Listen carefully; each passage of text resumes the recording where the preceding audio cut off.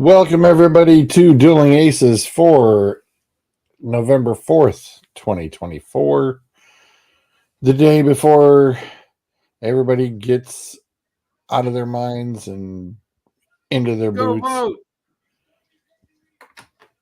And votes. So, we are not here to talk about voting, though. We are here to talk about everything but, including catching up on, unfortunately, I've been slacking. I will say this about voting. Hold on. I'm going to say this about voting. It has nothing to do with the presidential race or the senatorial races or any of that. But there are a number of local issues in several counties across Northeast Ohio. There are operating levies for schools. There are firemen and public utility levies for like firemen, police, safety services. There's stuff for public libraries. That's the important stuff. Go vote. Go help your community. That's all I was going to say about that. That's fine. You thought I was going to get political, didn't you? Oh. No, we got more important stuff to talk about. My name's not Suds. You were literally about to blow up the chat yesterday, and even though I was actually, can you at least pick the right track? That's Miami. Pick Martinsville. That's where they were at. That's just kind of the coolest shot I got of a track, and slapped that nice logo on it. Even though it's a little outdated, but that was a nice damn logo for last year. It was pretty cool. Yeah. That was. I mean, it's only 8:30. You're gonna make me curse already because I was so mad at that finish yesterday. You were literally about to go off, and I'm sitting there going, Jesus, he's not talking about the football game. That's for damn sure. No. So going into the race yesterday, Joey Logano and Tyler Reddick were locked in. At the start of the race, Christopher Bell was in the championship 4 on points, and so was William Byron. Blaney, Elliott, Hamlin, and Larson were the last of the round of 8 who were out. There was a path that Larson and Hamlin could have pointed their way in, but pretty much for Hamlin or for Elliott and Blaney, they needed a win to move on to Phoenix next weekend. And like clockwork, in October, Team Penske comes to play because Joey Logano won the opening race of the round of 8 and has gotten to think about Phoenix for the last 2 weeks. Blaney finished second at Miami, and he finished second at Miami last year. Then he won Martinsville. Oh, by the way, he won Martinsville last year. And then he went on to win the championship last year. So pretty good chance Blaney might repeat as champion this year. But the finish. Yep. With about 10 to go, Blaney had checked out and had about a 3.5-second lead on the field, and nobody was going to catch him. However, there was still the battle of the final transfer spot into the round of the championship 4. And at that moment, William Byron, who drives for Chevy, drives a Chevy, this is important, was up by 1 on Christopher Bell, who drives a Toyota, who had a disastrous day and was stuck a lap down. But could still have made the championship 4. What ensued was the most infuriating thing in racing I've watched in a long time. Ross Chastain, who drives for Team Trackhouse, Chevy partner, Austin Dillon, who drives the number 3 for Richard Childress Racing, another Chevy key partner, line up behind William Byron, essentially creating a blockade on the track.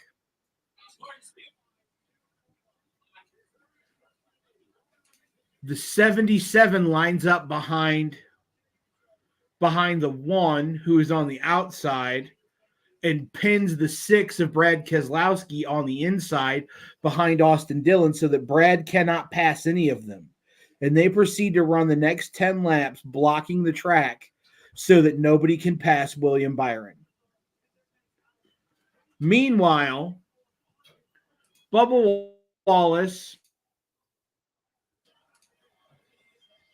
has either issues with the car or has pretend issues with the car and backs up so that Christopher Bell can pass him, essentially sealing the deal and getting in and getting that 1 point that he needed to put Byron out.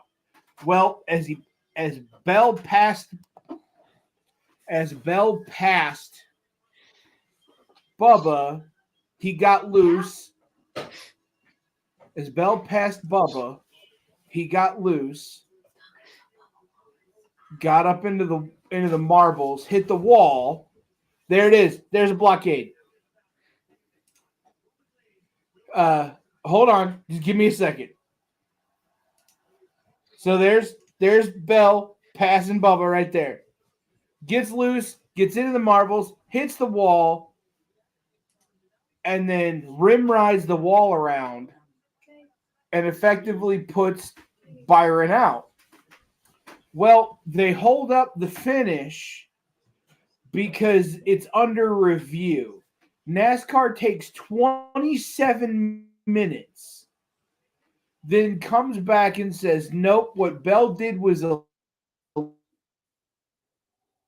melon from 2 years ago when Ross Chastain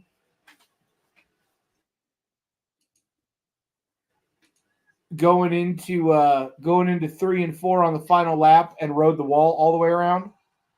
Mm-hmm. And so it's illegal. You know, the safety violation, Bell is disqualified. He's relegated to a 22nd place finish. So Byron is in. In the meantime, while we're waiting that whole 27 minutes, the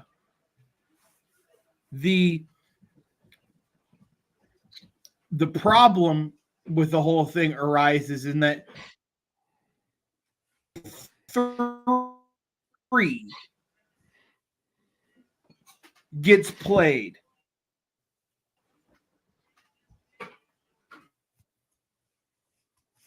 We got to keep him 1 to the good. Does the 1 know the plan? Yeah, the 1 knows the plan. It was collusion by drivers to keep the other Chevy in the championship 4 and keep a Toyota out. So you had a manufacturer collude with its 3 key partners in Hendrick Motorsports, RCR, and Team Trackhouse to make sure that at least one Chevy got in. And you manipulate. I'm sorry, but Byron and Bell should both be disqualified. Bell should be disqualified for riding the wall. It was a safety violation. I'll 100% agree with that. However, Byron benefited from collusion and therefore should not be able to reap the rewards. You put him out. The next closest one that would be eligible to get in is Larson. Put Larson in. And I heard a lot of people on the radio today go, well, Byron didn't do anything wrong. He didn't do anything wrong. Why would you punish Byron? Because you punished Martin Truex in 2013 when Martin Truex didn't do anything wrong and you docked him 50 owner and driver points.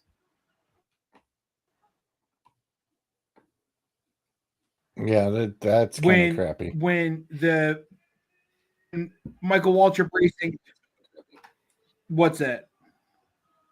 No, I'm saying it's kind of crappy. It's like, yeah, especially when you've got people colluding like that. Michael Waltrip Racing manipulated the finish.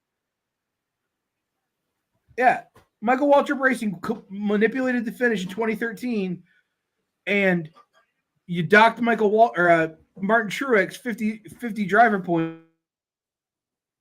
even though he had nothing to do with it. He was just a driver for Michael Waltrip Racing. Well, now 2024, William Byron is just a driver for Rick Hendrick.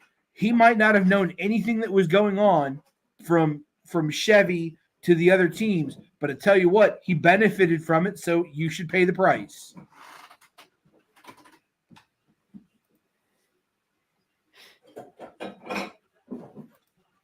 Yeah, I don't disagree.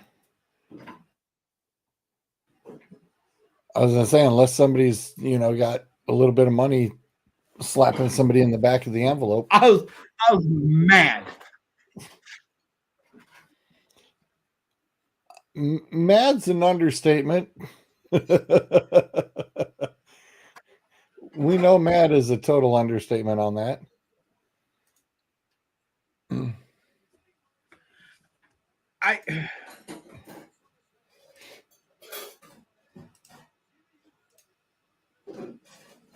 Go ahead.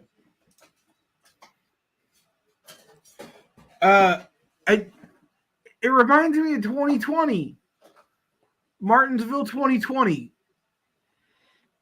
Denny Hamlin and Kevin Harvick were locked in a fierce points battle and were tied for the final spot. And coming to the finish, Harvick needed one spot. And Eric Jones, who was driving for JGR at the time, Joe Gibbs Racing, who Denny Hamlin drives for, people came on Eric Jones's radio and told him, do not pass Denny Hamlin. So for the last 30 laps of the race, Eric Jones, who had the car to win that race, who could have won that race that day, had to just ride behind Denny Hamlin. And I hate it. I hate team orders. I hate manufacturers' orders. I think that there is far too much of it in NASCAR. It is the one thing that drives me up a wall. One of my favorite things I heard was last weekend at Homestead. Larson had lined up behind Elliott, and Alan Gustafson, Chase Elliott's crew chief, came on the radio and said, we don't have any teammates. It's just us. You know what you have to do. They weren't going to play the game, and I loved it. I hate manufacturers' orders, team orders. Get out there and race. That's what it's for. Yeah, that would be my understanding. I mean, that's the one thing that when I watched the Ford versus Ferrari movie, and you got all the guys, they were like, "Oh, Ford." It's like, "Oh, it'd be great looking at all three cars, go 1, 2, 3," and it's like, yeah, but it hosed the one dude out. He technically didn't get the win or whatever for the Le Mans, and it's like, well, that's crappy. I mean, if you were so far ahead, it's like, just finish the race. Just finish the stinking race. That's a bunch of crap. So apparently Ken Miles, that was one of his biggest regrets. Yeah, I don't blame him. Not Ken Miles, but Beebe, the guy played Leo Beebe. Yeah, Beebe.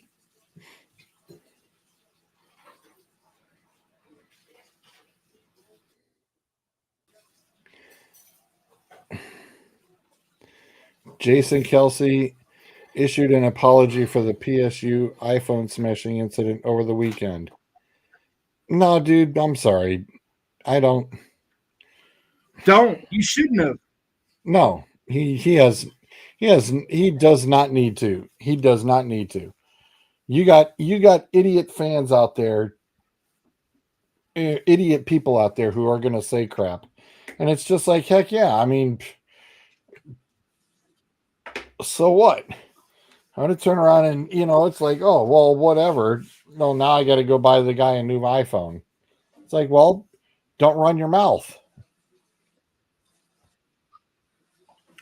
I don't think you should have bought him a new iPhone. My problem is, it's like, hey, play stupid games. People today are way too comfortable with saying things to people. It's not even the play stupid games, win stupid prizes. It's that there's a generational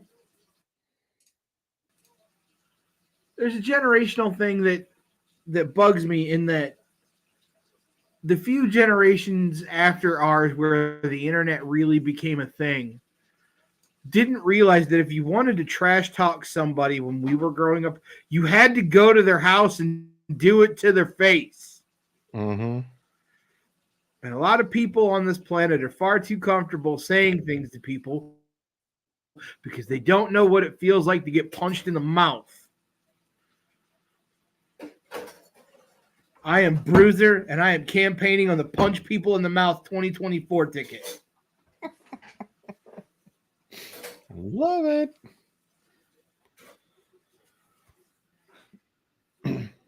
Yeah, this is just, I mean, this is getting stupid. It really is.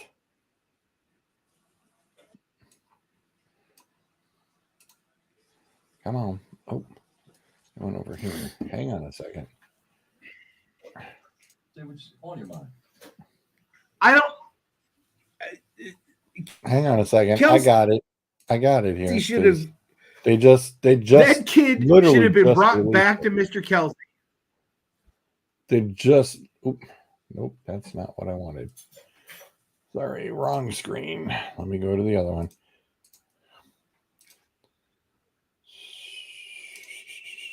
There we go.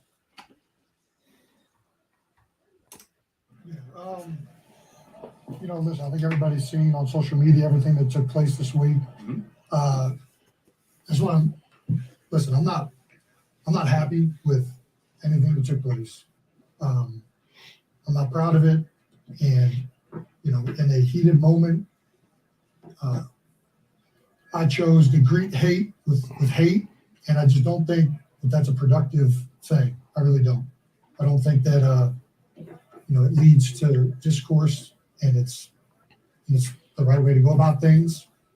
And in that moment, I fell down to a level that I shouldn't have. So I think the bottom line is, I want to live my life. I try to live my life by the golden rule. That's what I've always been taught. I try to treat people with common decency and respect, and I'm going to keep doing that moving forward. Even though this past even though I fell short this week, I'm going to do that moving forward and continue to do that. So, yeah, I think we got a game to focus on. Obviously, a matchup. I don't think this is the platform to necessarily go into more detail. So get ready for this Chiefs game. Much respect, bro. All respect, my friend. No doubt. You have more to say. We'll be listening with that. And in the meantime, as you said, we got a game to get to. Some stuff on your mind, and I want to give you the floor. Yeah, he really didn't even need to address it. It's just like, somebody had to have turned around and come and said, hey, you're going to need to make this a public apology or whatever. No, he doesn't need to apologize for nothing. I don't think he should have. I think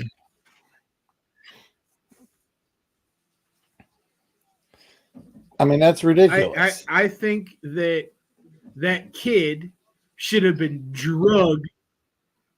That kid should have been drugged over to Jason Kelce and put up on a Penn State tackling dummy and let Kelce do lineman drills on him. And that should be proper penance for opening your mouth and being an idiot. Yeah. I'm sorry.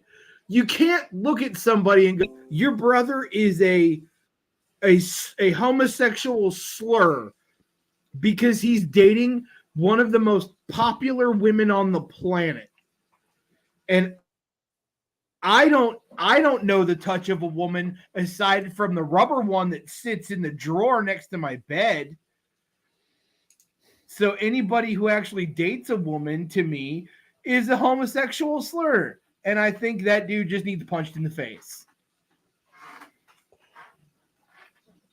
Yeah, it's ignorance at its best. Like you said, he should have been allowed to turn around and just, and any other individual would have turned around and it would have been, hey, them's fighting words. You're lucky that it was just your phone that got smashed. That was just totally ridiculous and totally uncalled for. It's like, I'm sorry. But then again, it's like, oh, well, you need to be, on your best behavior. It's like, dude, come on, get off of it. Be on your best behavior. Give me a break. If people are going to take cheap shots at it, guess what? They need to turn around and pay the penalty for a cheap shot. Most people, like you said, it's them's fighting words. It's like, oh, well then, he attacked the guy. It's like, well, listen, he pretty much had it coming. You're going to egg somebody on like that? Dude, you need to understand what you're asking for trouble. You need to be careful what you're doing. If you're looking for trouble, trouble's going to find you. Karma's going to pay you back. And karma will get you. But there's no reason for slapping him up on this stage, oh, hey, would you like to discuss it? It's like, come on, guys. It was bad enough. And then you're going to turn around and put him into this situation. And he's kind of like, got to man up or be the bigger man about the situation. It's like, come on. The dude's a retired player. Let him be. Crap's going to happen like this. And he's sticking up for his brother. What the hell else do you want him to do? I hate that in our society we instantly fault or blame the victim. It goes back to the penalty, the whole penalty thing of the guy who threw the punch. Yep. Gets the penalty, but we don't penalize the guy who egged it on to make him throw the punch. Yeah.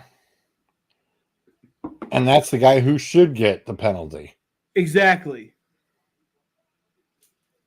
Speaking of which, Puka Nacua barely got a punk slap and then got ejected from the stinking game yesterday. I watched back that video and I'm sitting there going, wow, really, guys? I've seen worse punches, literal punches thrown in the NFL, and those guys never got booted off the field. And he gets a little slap across the helmet, and it's like, wow, really? I saw one of the best / worst punches I've ever seen on Saturday night after the Xfinity race at Martinsville. At one point, Cole Custer, who is in the championship 4 and the reigning champion in Xfinity, moved Chandler Smith out of the way. And Chandler likes to talk about how he races people tough, but the moment somebody actually races him tough, he starts throwing a hissy fit and whines and complains about it. Well, Custer moved him out of the way, and then at the end of the race, Chandler went down to go talk, or Chandler marched down to where Cole was parked at to go talk to him, confronted him, took a swing at him, made contact on the swing, and Cole Custer laughed at him. That is funny. Now, I'm sorry, but if you punch somebody in the face and they laugh at you, probably not a fight you want to pick. Nope. And I can say that from experience because I had somebody punch me in the face once. And I looked at them and said, my friends hit me harder. And then it was on. No, they went away. They ran away. Oh, did they? Yeah. Oh, yeah. No, they didn't. They didn't want any part of it.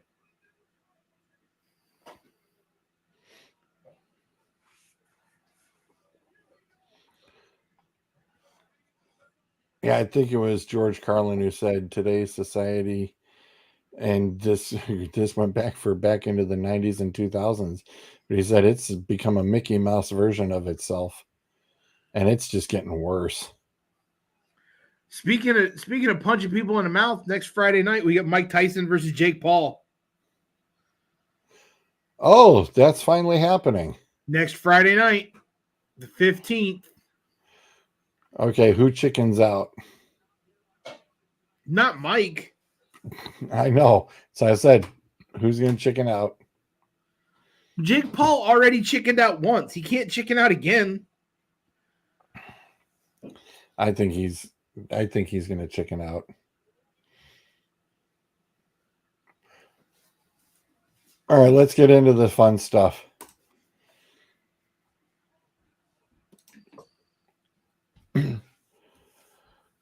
We know, well, I'll tell you what, for as ugly as the Ohio State Penn State game was, put the box in the way. They basically gave it the Georgia treatment and didn't drop them too far. Who, Penn State? I told you they weren't going to fall past 6. Yeah, I think because the game was close, they didn't push on. The game wasn't that close, though. Well, 20-13, that's pretty close. That's not close. If the score is not indicative of how that game went. Penn State got up early 10-0. Then Ohio State roared back. And then Penn State only scored a field goal after that. That game wasn't close. Ohio State handled that game pretty handily. And to be quite honest, the only reason that Penn State didn't drop below Tennessee or Indiana was because Tennessee was idle. And we'll get to the undefeated dudes in a second. Or to watch the Oregon-Michigan game, that first quarter, it looked like Oregon was almost human for a minute. And then they found their mojo. It's like, okay, jet lag's over. And it was on like Donkey Kong. I did not watch the game, although I heard that the second, third, and fourth quarter of that game was much like watching a prison sour scene where someone dropped the soap and then just didn't pick it back up. Oh, I just keep going a little extra here. We ain't even past 9 o'clock yet. Oh Lord. I heard it was pretty rough to watch. Yeah, it was brutal. It was brutal. But like I said, they started out, like I said, the first quarter was kind of the back and forth battle. I was like, all right, this game could be a little bit more interesting than I anticipated. But yeah, then it was whoops. Hey, Yeah, listen, it was. I'm just happy that Indiana finally moved past Notre Dame. Well, not according to the coaches poll. They don't. Still would like to know who the heck's slapping Notre Dame slappies up that high in the coaches poll. But let's talk about the big jumpers this week. SMU. Woo! Popped up 7 spots. Hey, I'm happy about that. But yet Army only got up 3. SMU's better. No, I know, but I'm just saying Army's got to, chip away a little bit at the time. They're making them really work their butts off for this one. Iowa State, of course, falls. Excuse me. But yeah, BYU and Indiana finally cracking into that top 10. It's like, thank you very much. It's about time.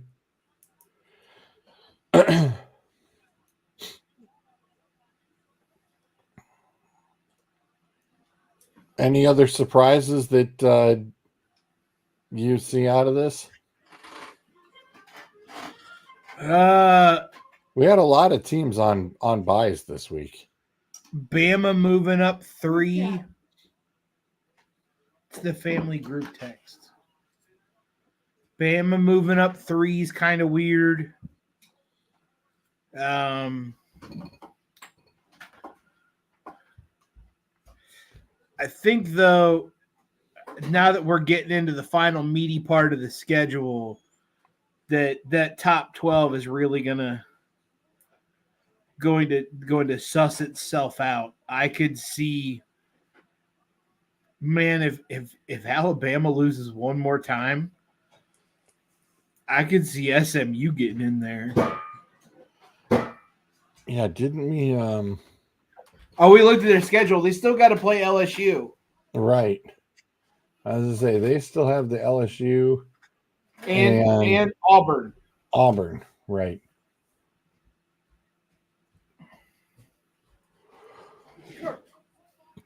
Well, that would kind of sneak LSU could kind of sneak up in there right on that bubble spot.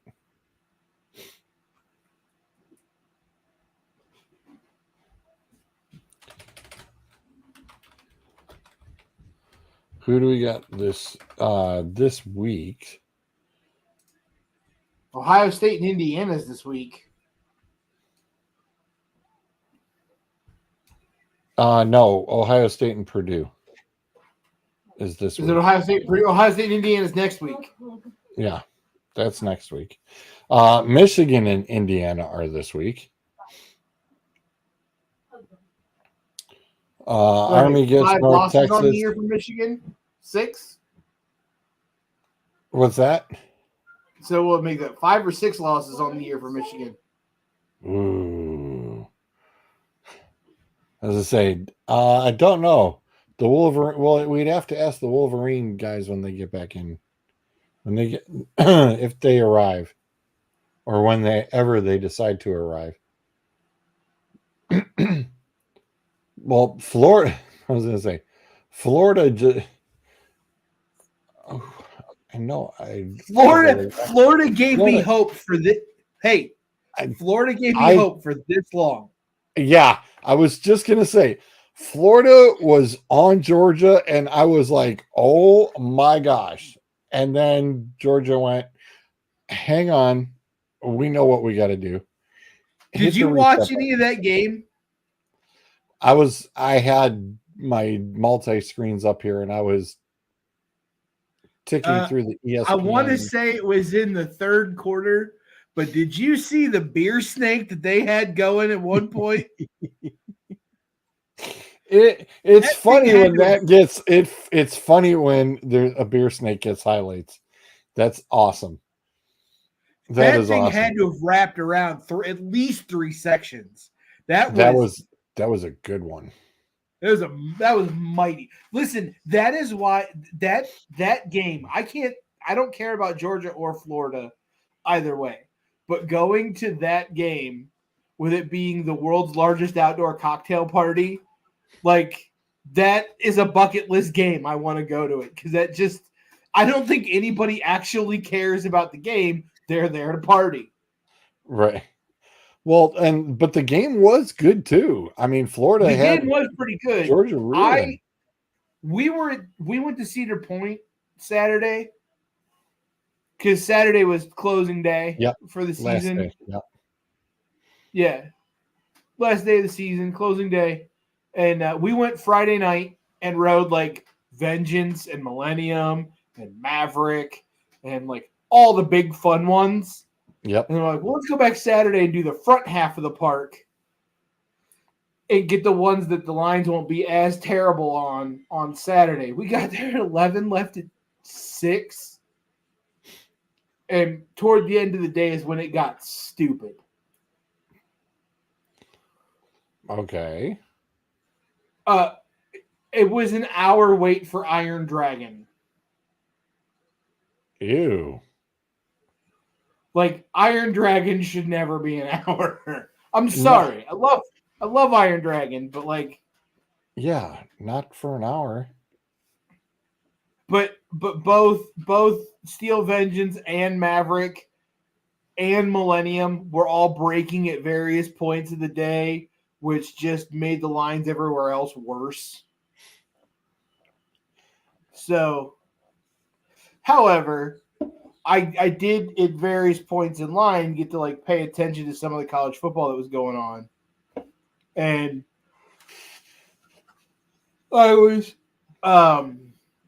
I walked into the Grand Pavilion over there at one point, and they had the cocktail party on. That's when I saw the beer snake. And I was like, that's impressive. And then I watched a little bit of the game.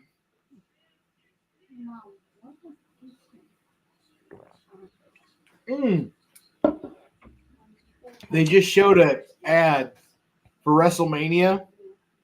Yeah. Did you see ticket prices for WrestleMania? No.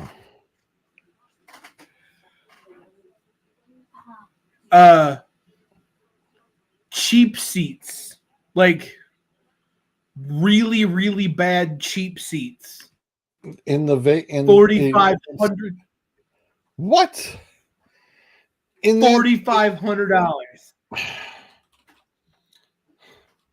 The cheapest seat for WrestleMania that I saw for WrestleMania Day 1 was $465. I was going to say this is coming for aftermarket. That's coming on that aftermarket, which I can't stand that crap. No, this was WWE pricing. No. Yes. At $4,500? And for like the mid-range cheap seats in like the first tier, yeah.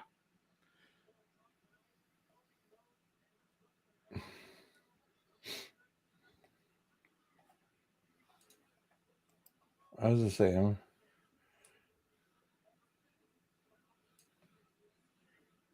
Let's see what they got online here.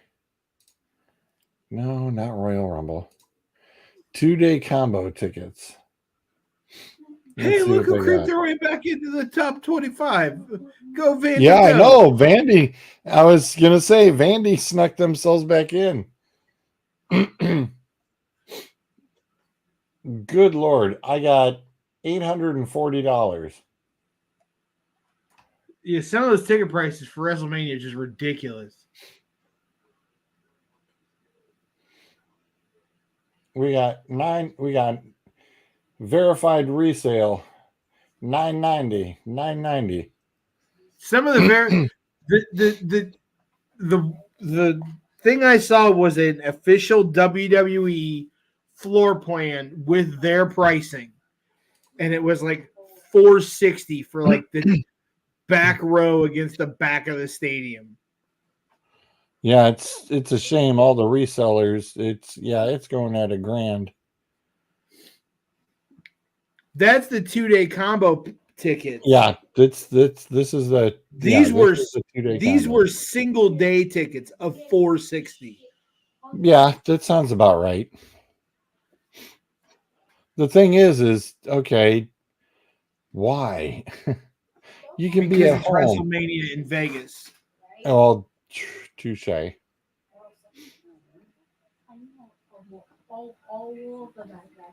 But still, I could be in the casino or Here's in the one thing. be in one of the clubs and watching it. I think what would be really cool, you put WrestleMania in the Sphere. It's too small. No. I'm sorry. Projection. Oh, they might like That would- close circuit it over to the Sphere. That'd be pretty Yeah. cool. That'd be pretty cool. That would be awesome. I think though. Just like that bar that's in Dallas. Here's the thing. It looked like 400 they were at the football game. The guys got the screen. It goes from Yes. floor to ceiling. That is badass. Here's the thing. $460 for one WrestleMania ticket for one day. For what I would spend for me and Christina or me and Thomas to go to WrestleMania for one day, I could buy some pretty good seats for the Royal Rumble and drive to Indianapolis in February. Yeah. And probably have a closer view. That's what I mean. Yeah. You'd have better seats.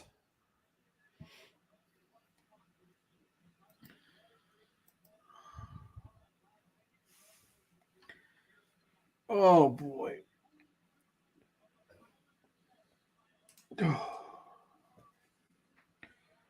So yeah, not that we're publicly marketing that or anything. No, I just thought it was interesting. DeAndre Hopkins touchdown. The Monday Night Football finale must be on. Yeah, it's definitely have started. So D-Hop gets, after getting traded, gets his first TD. Mahomes is like, here you go. Have at it. It's a close game. I was going to say, I'm looking at 9-7. Yeah. Don't worry. Mahomes will go to the rest locker room. There's 10. And there's the extra point. Hey, Mahomes will go to the rest locker room during halftime and he'll roll the marbles for him. Yep. He'll roll the marbles. He'll throw the jacks.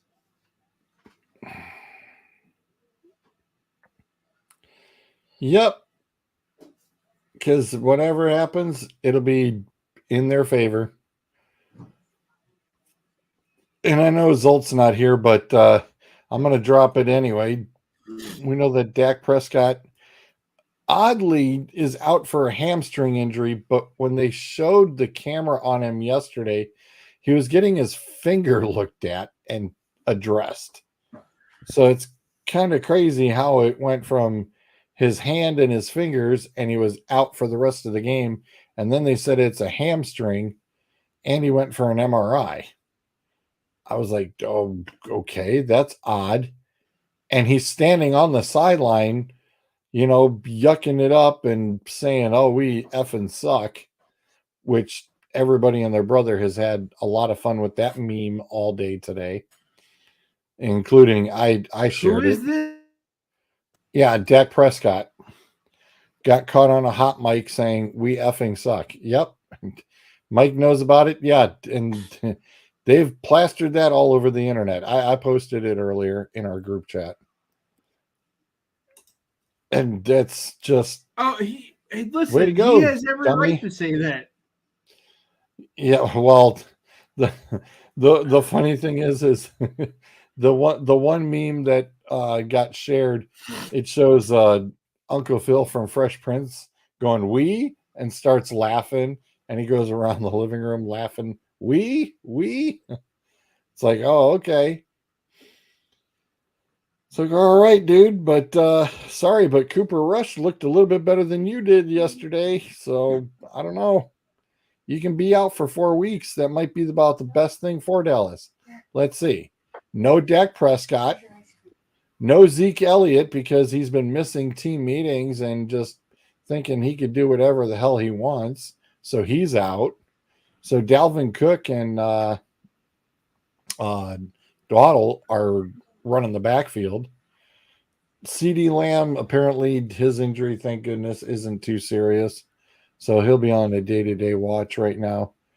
And then you've got Tolbert, who's stepping right on in. It's like, hey, fine, next man up. Those who actually want to play football, please raise your hands because they're going to.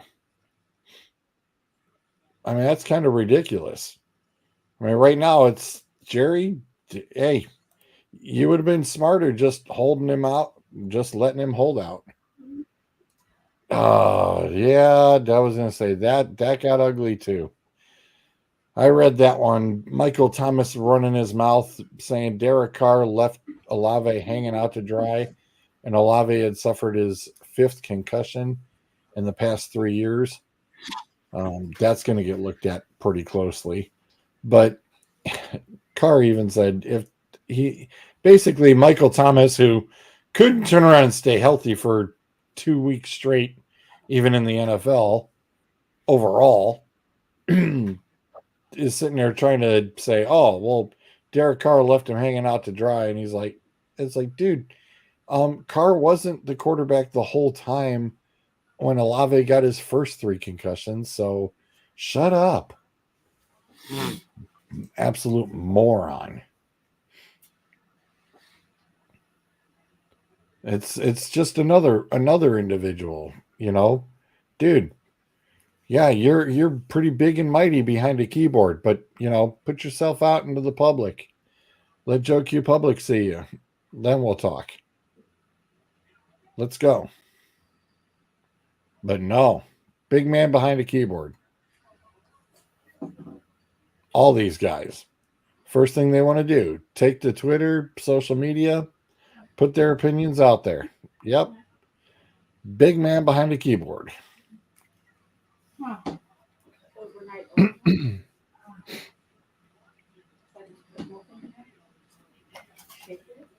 Yeah, 10-7 Chiefs and the Bucks right now. The Bucks have the ball.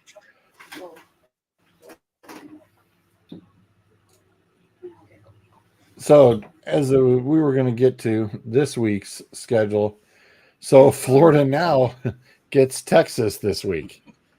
Florida making it a little interesting for Georgia. Texas has had the bye week, so they should be pretty well rested. Should have Manning fully installed as QB now. I was just going to say, should see Mr. Manning from this point starting outright, correct? I would think so. I don't. Look, I mean, it's like Joe Flacco is the starting quarterback for the Colts from now on with Mr. Thank you, Mr. Ewers, for your service, but you are no longer needed. Yeah. I mean, that's I don't know how you can go back to Ewers when he was that bad.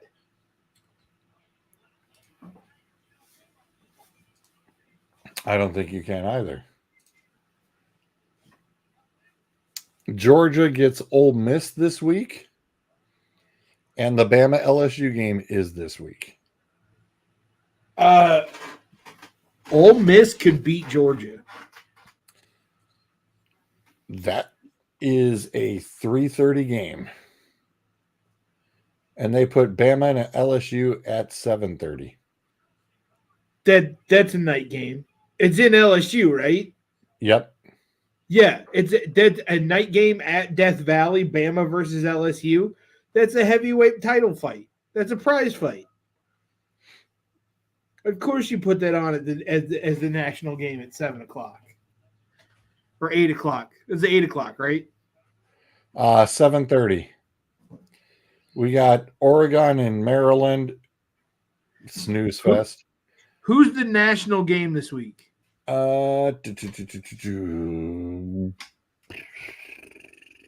Actually, should be the Bama LSU. Let's see. That's what I thought. Let us see who. I'll flip over to my scheduler here because the wonderful Espen always has who's on what station. Bum, bum, bum. Oh, we enlarge that sucker.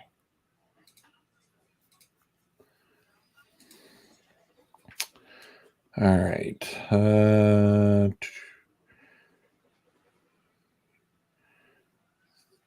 Okay, so the 3:30 is the ABC.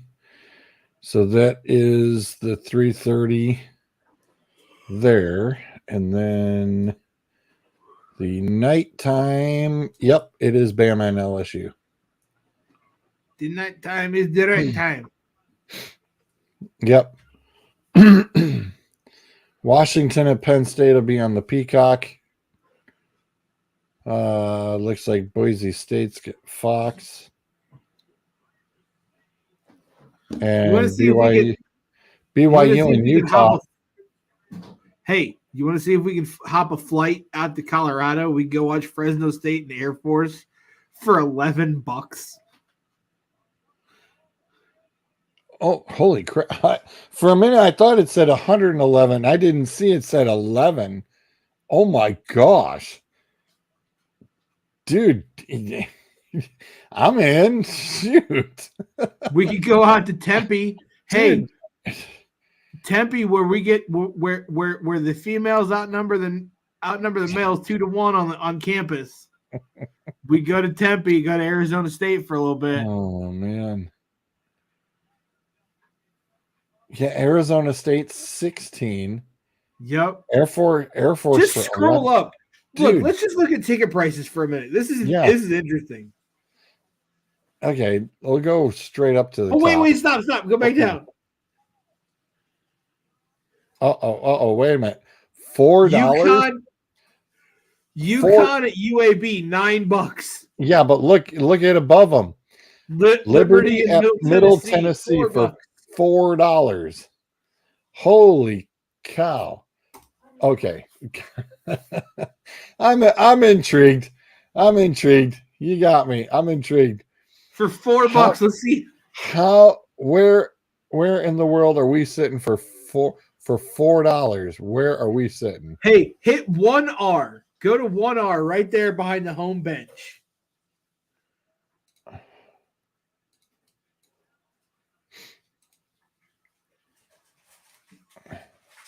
$16. $16. Row 15, which is pretty good.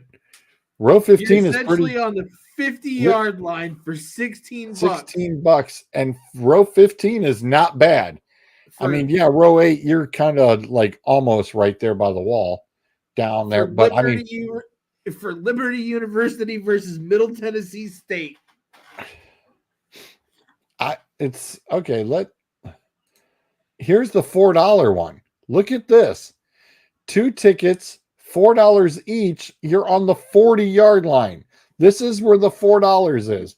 Row 14. Row 14. Row 14, $4. $4. No, just nobody goes to games. Dude, that's like paying for a high school game.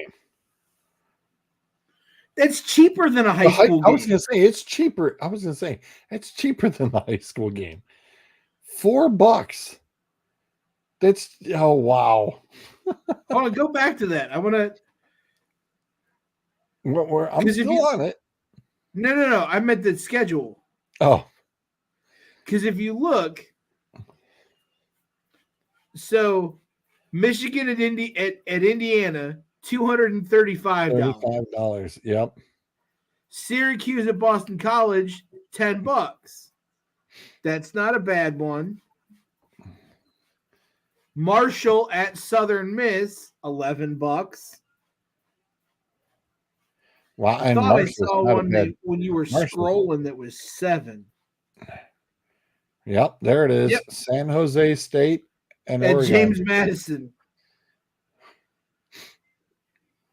Wow. No. James Madison is 72. Oh, San Jose at Oregon State. San Jose and Oregon State. Wait a $7. minute. How is Georgia State versus James Madison tickets going for $72? And San Jose and Oregon State are $7. San Jose State's pretty solid too. Wait a minute. Look at the over-under. The over-under is 55.5. You're guaranteed a pretty damn good game Exactly. for $7. I can't disagree with you on this. I want to do a parlay based off of this schedule. Just listen. We need to get Zoltan here. We got to get our stats man in here because you know who? I got to get Math and Smash in here. Jesus! Just listen. Oh So my here's God! The parlay. Here's the parlay I want to do. I want to take the favorite and the over on the 3 games that have the lowest ticket prices. And I also want to do a 3-leg parlay with the 3 games that have the highest ticket prices with the favorite and the over and see which one pays out.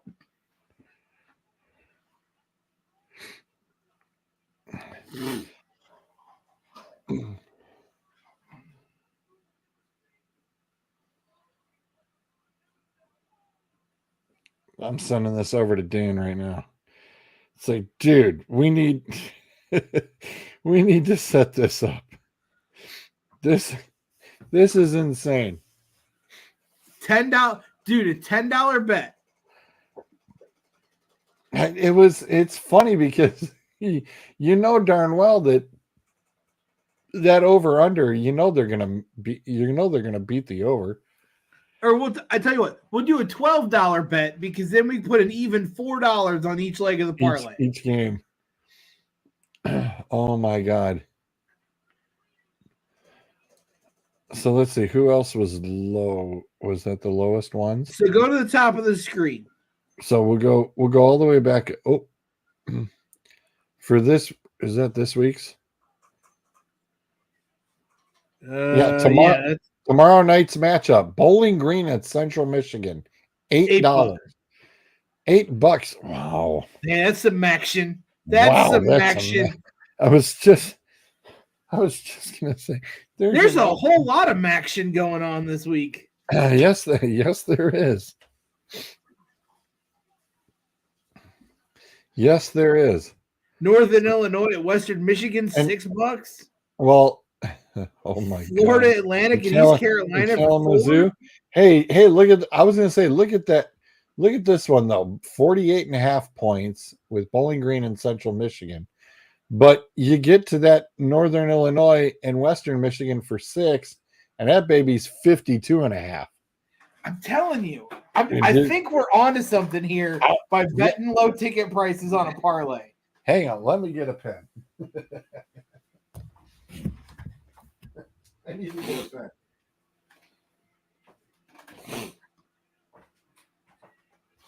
This is where degeneracy starts, George. Can you put that in Tupperware for me?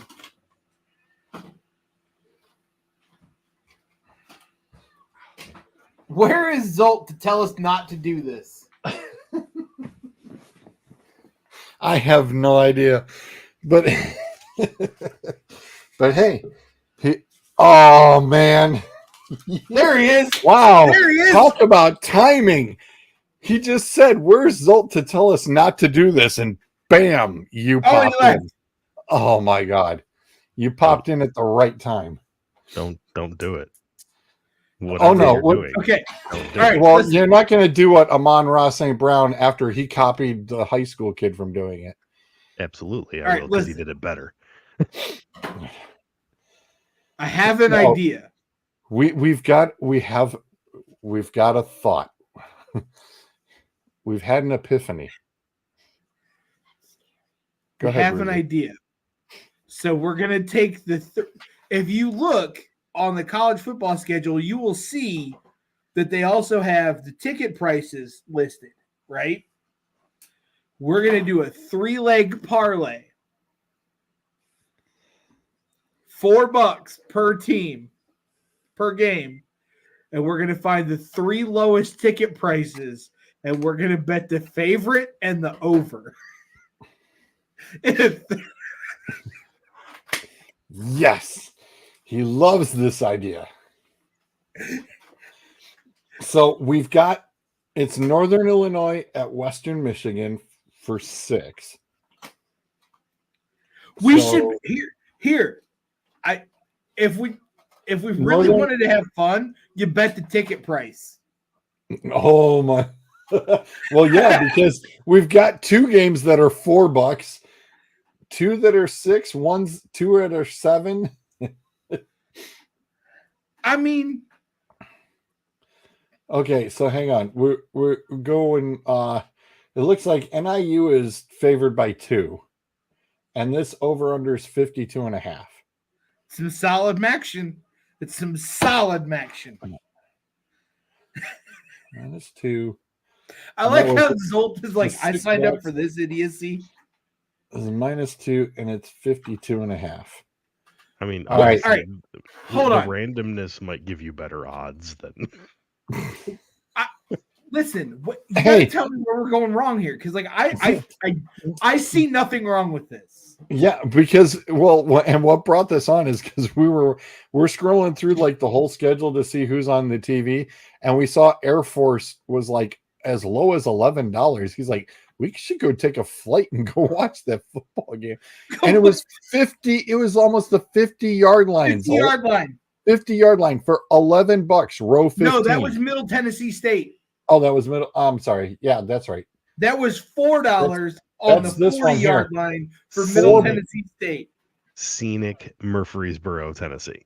Hey, Murphy, listen, Hey. Murfreesboro is a very, very beautiful area. Zolt, Well, I mean, this is for cheaper than getting into a high school game. It's right, $4 a seat. right. It's also Liberty University. You're probably going to get preached at during halftime. And there's the bruiser we know and love. That's Liberty is a religious school. Well, it's in Middle Tennessee. It's not at Liberty. That's the Bible Belt. Okay, fair enough. They Touche. guns, called- God, NASCAR. They're called missionaries. Okay. Florida. The Arizona State ticket prices were also pretty cheap, and I was trying to convince George we should go watch that game because the female student body outnumbers the male student body 2-1 out there in Tempe. And I again saw nothing wrong with this plan. My wife Okay. even looked at me and went, "Eh." East Florida Atlantic at East Carolina for $4. ECU is favored by 7.5, and And the over under is 57.5. 57.5. I mean, $4. You can't go wrong at Dowdy Ficklin Stadium. You can't. I know it well. Do you? Yes. At least. Oh, that's right, because you play as Eastern Carolina. Have you made the playoff yet? I have won 3 national championships over 7 seasons, Attaboy. Attaboy. including As 2 the in a row. athletic director, I would like to offer you a contract extension. I appreciate that because, Oklahoma came calling. Can't have you going there. I didn't even waste my time. Now, if All right. Texas comes talking, No, I think once I was offered offensive coordinator, I think, for Texas. nice. Okay. That game has kind of gone by the wayside for the moment. Like I said, I Which won one? back-to-back college football. Oh, because Call of I Duty's won. out. Yes. Yes, just call me Kyler Murray. But no, I was gonna go there. I was I going there. stopped when I won my second of my back-to-back national championships, and my coach prestige dropped from A+ to A-. All right, Bruiser. Our last one. It looks like it's the San Jose State. San Jose. And that one It's is Beaver State. Yep. And that one's $7. And Oregon State is 2.5 favorite. All right. Now, here's the thing. And the over under is 55.5.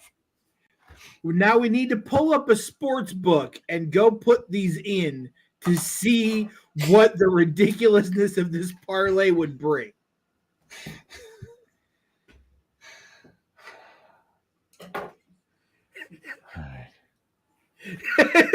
Zolt's like, I all right, fine. All right, give me a moment. Yes! Yes! Which one, Zolt? DraftKings, FanDuel? I brought up BetMGM. Okay, hang on. I'll stop share. I'll let you screen share. Oh, no, it's on my phone. Oh, it's on your phone. Okay. So Here, who'd you go with? If Zolt brings up BetMGM, why don't you do DraftKings, George, and we'll see who's got the better money. Okay. Who are we? Okay, what right, are we doing? So here? we're taking what 3 do we have, George? We got 4. 4. You said 4. 4-leg parlay. Okay. We're going for degeneracy hard. Okay. What Get out of here.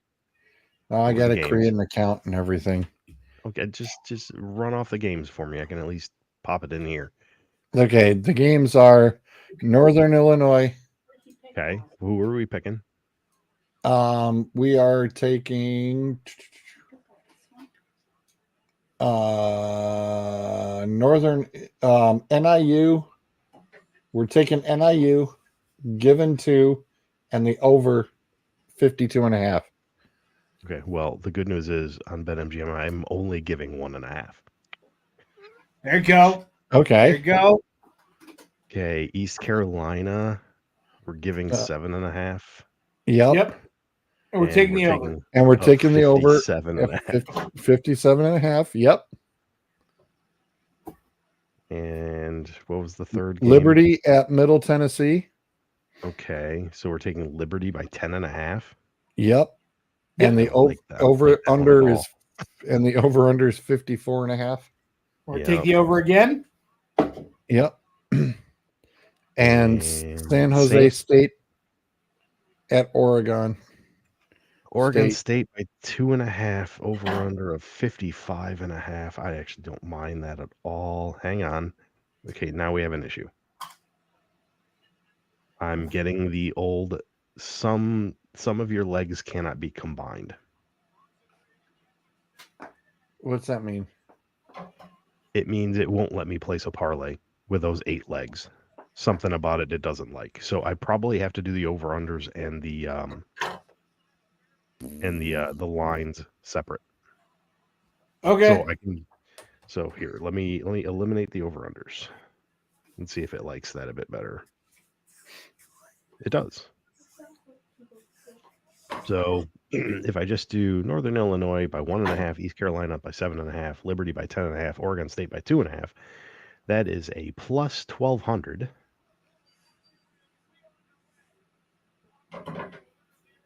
So what were the ticket prices on that? 6, 4, 4, and 7. Okay. First off, So that's $21. So we bet $21 on that parlay, okay, and it hits. Okay. And it hits, then you're talking 273.17. That's I not don't see bad. nothing wrong with that. I don't see nothing You're wrong right, with it's that not at bad. all. It's not bad at all, other than the fact that you're dealing with the account that I currently have, and I'm not putting more in. We're dealing with the what? What I'm saying is, I don't generally use BetMGM. I don't really have money in there. Oh, I'm not. We're not. No. We're not saying No. place the bets now. Shush. Right. Shush. Fair Yeah. enough. Okay. Just We'll see what the hell happens there. It's for Moving on. entertainment Purposes only. only. And I will be If very you guys entertained want the if that other actually stuff, you can catch Math and Smash on the Scene Snobs YouTube channel, and they will also turn around and give you their sports betting guidance. Please see them. Okay, now just going the overs. Hey, cuz, what's up? Similar. The odds are plus 1258, which would mean would we say $21 bet? Yep. A $21 bet would return 285.27. Hey, that's not awful. Over 5,500. That ain't bad.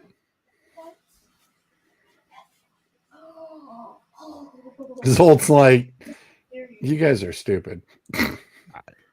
But hey, This is so. Do you remember when I said? If it worked, I mean, Do you remember when I said earlier this year? Like, it's not gonna work, but like, hey, do you remember when I was talking about at the beginning of college football? Oh, but do you remember when I was talking to the beginning of college football season? Like, hey, I want to take $20 each week and do stupid bets, right? Yep. This is the kind of stuff that I was talking about. I wanted to bet $5 on teams that were wearing like only red jerseys that week. Like just dumb.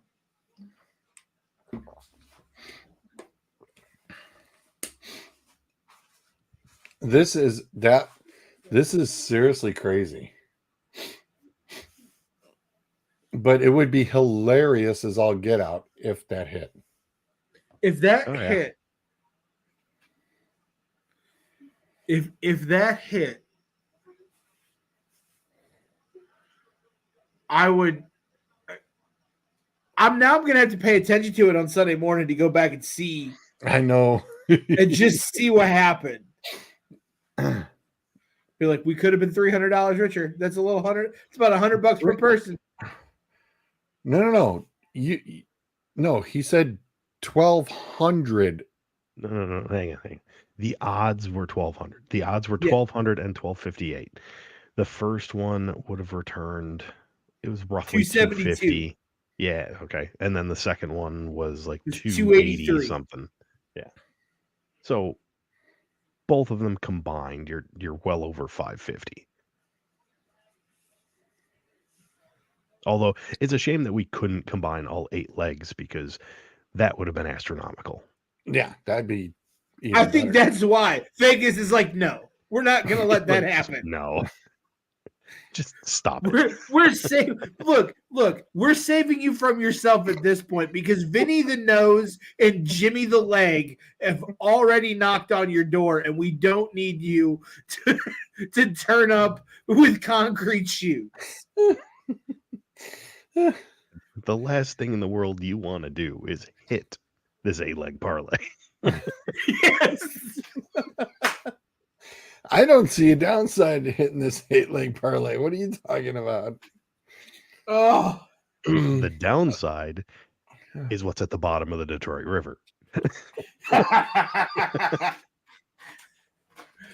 You have a new boatmate. His name is Hoffa. Oh.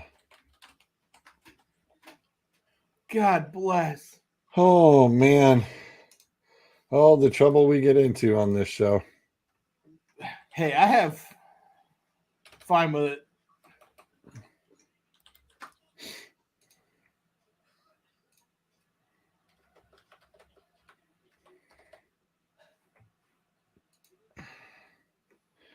Oh my God. Hilarity at its best. God, guns, and NASCAR. That's Middle Tennessee.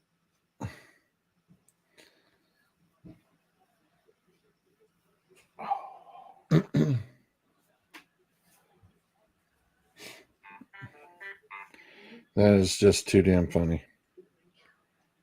What?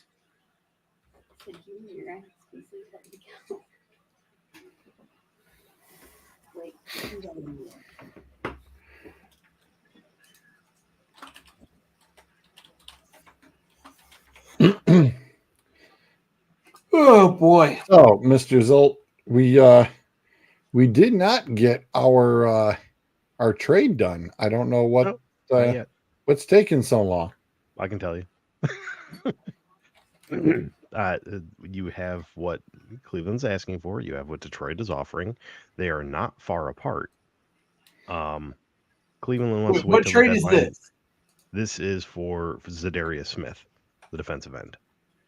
From Cleveland. Yes, Yep. from Cleveland to Detroit. To Detroit. Literally, yes, like literally after Cleveland's game, what dude posted on Instagram himself wearing a Honolulu blue T-shirt. Yeah, that was So yeah, that wasn't telling or nothing. a little bit of gamesmanship.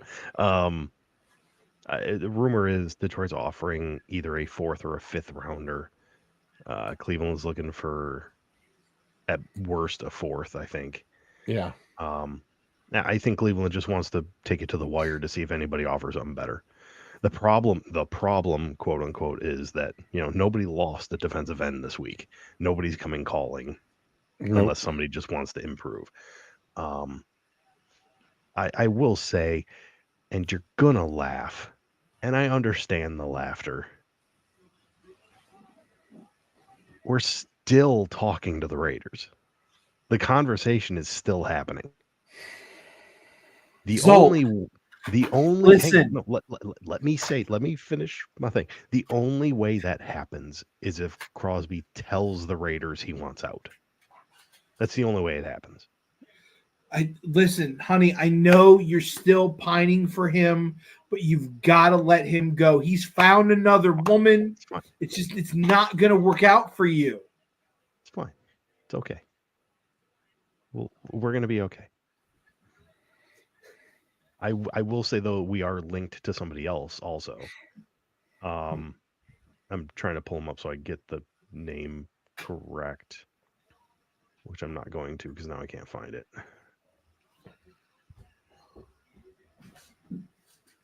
Let me go to a different website. I had to restart my computer, so I lost everything I normally have up here.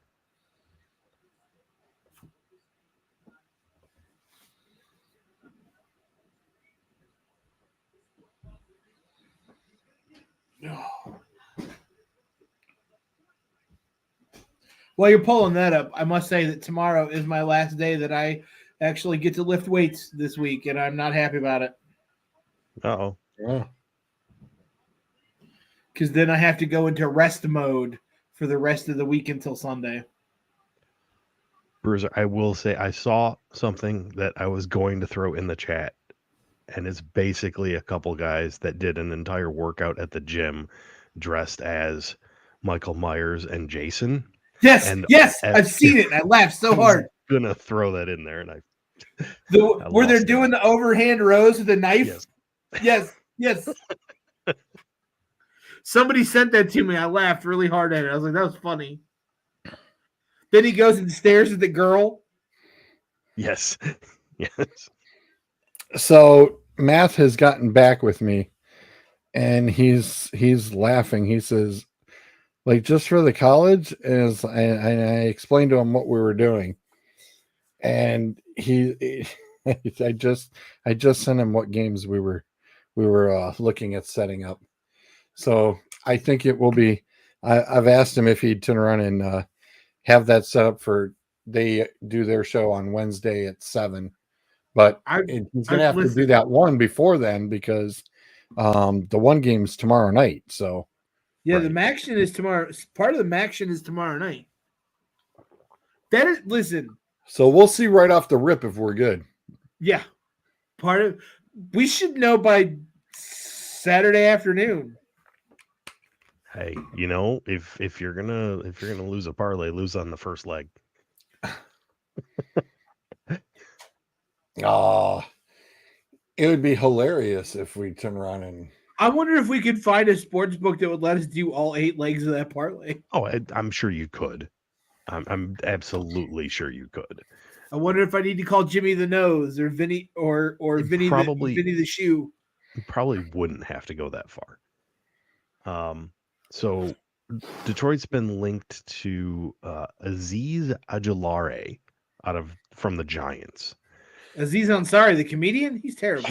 He's a pass rushing linebacker. Oh, he's 24. He's in the last year of his rookie deal.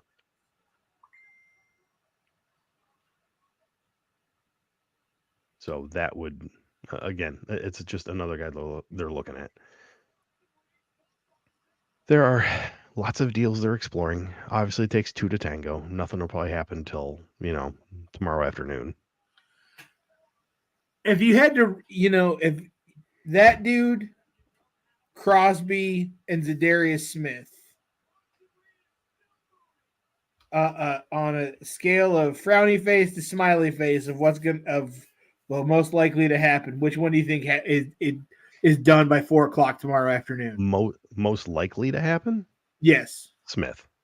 I honestly think that's worked out. I think it's just Cleveland's just hoping somebody comes along and offers them like a 3rd rounder. Which is possible. I mean, you never know. Rumor has it the Eagles are looking for a defensive end as well. But, why go to the team that's going to lose in the NFC Championship? Right.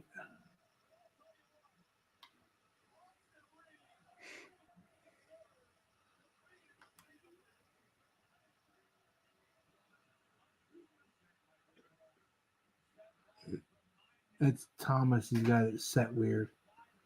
Ocean Hero. That's Chrome.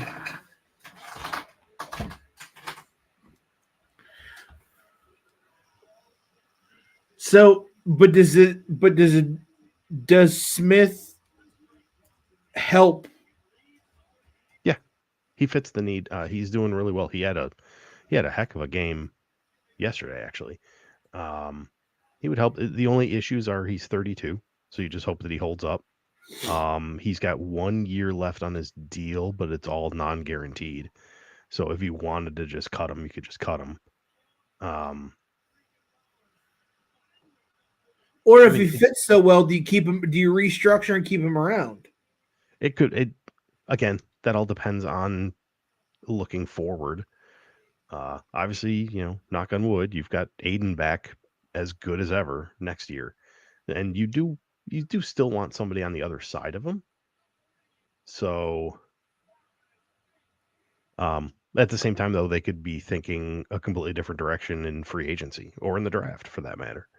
So, again, I don't necessarily think they're pulling this trigger with the idea of redirect. I think it's just more along the lines of get us through this season and we'll see what the hell happens.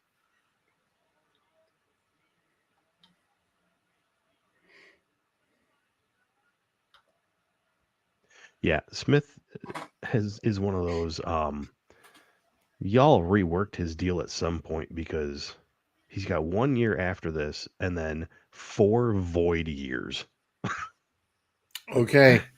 I have breaking news. Oh boy. The DK, the $10 pay on our 8-leg deal would get us 1985 and 1900? 39 cents on a $10 wager. That's not even our $21 that we want to plop. What would the $21 wager get us? I'm working. Hang on. Let me go back to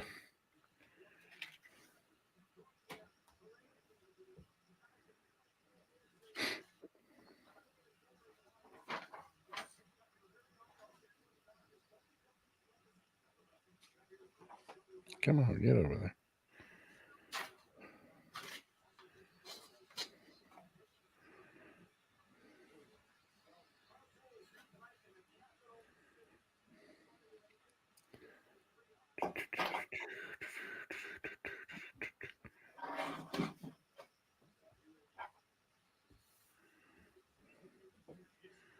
Okay. So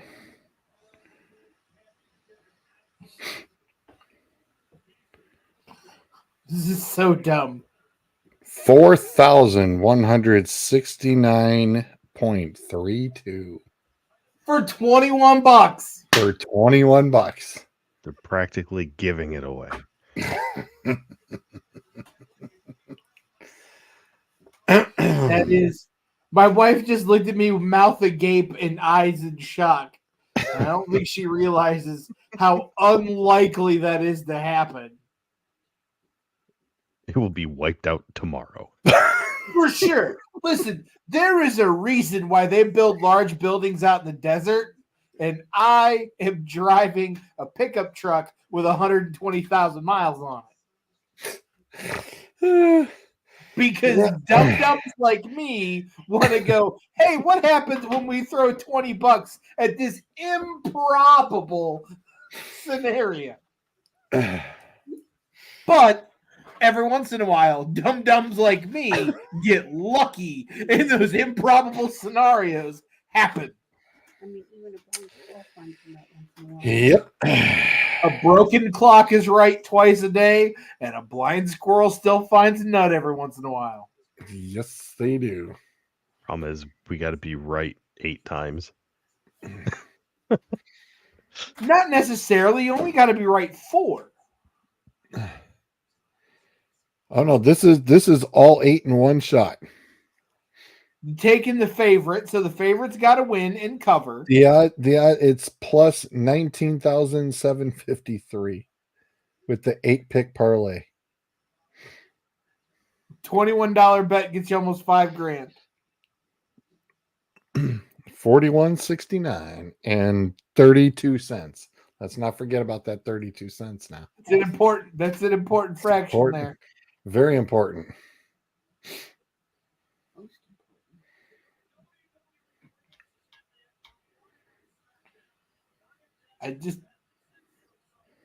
I like doing stupid bets like this. This qualifies. I don't bet money. I really don't bet money, but like this is just. I saw it and I'm like, that sounds stupid and fun. Let's do it. That's insanity. It's like, oh yeah, hey, dear major boneheads, what did you do? We just looked at who had the cheapest tickets. Who had the available. cheapest tickets? Oh god. Oh my god, that's horrible. You play that's that's like the girls sitting there picking the fantasy football guys by how good looking their butts were or something. No, but that's the thing. That actually works. This is true. Yeah. Wait a minute. Hold on. Just because I want to bet by ticket price doesn't make it any less scientific than which mascot would beat up the other mascot or who's got the best looking ass. Like, come on now. See, at least you didn't go down the rabbit hole of which mascot has the best looking ass. That's simple. That's 100%. That's easy. And that's that Viking up in Minnesota. Oh, I thought you were going to say like the Syracuse Orange. The Stanford tree, Zolt. The Stanford tree. Okay. No. Our favorite is still Keggy.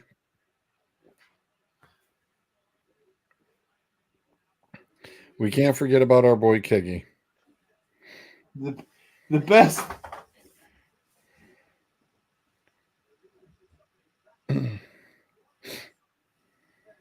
Where'd he go? I don't know. Lost his camera. It's hilarious. I'm having technical issues. Pardon me for a moment. I was like, what? Yeah. What the hell happened to Zolt? Doing a headbutt on Liv. She did it herself.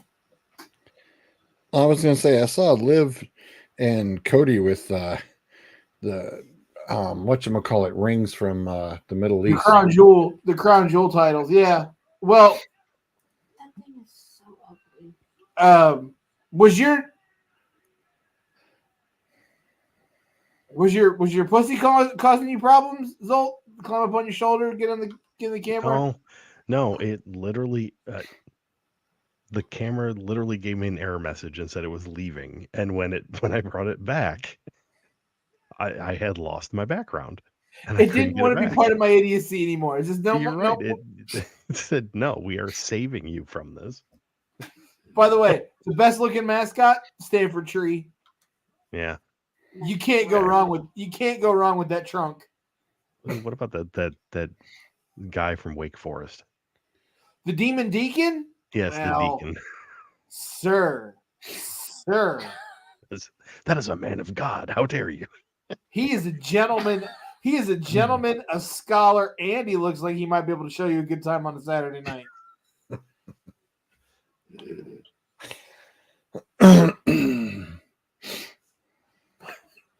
That's like the next. Like I said, that's the next parlay. Hold on, George. Okay. That's the next parlay. The next 4-team parlay is we go through the mascots that are the most dateable. Oh my God. No, we're not going with the Irishman. No. Not going with the Irishman. I got way too many jokes for that team. No. And none of them can make air. Nope. Nope.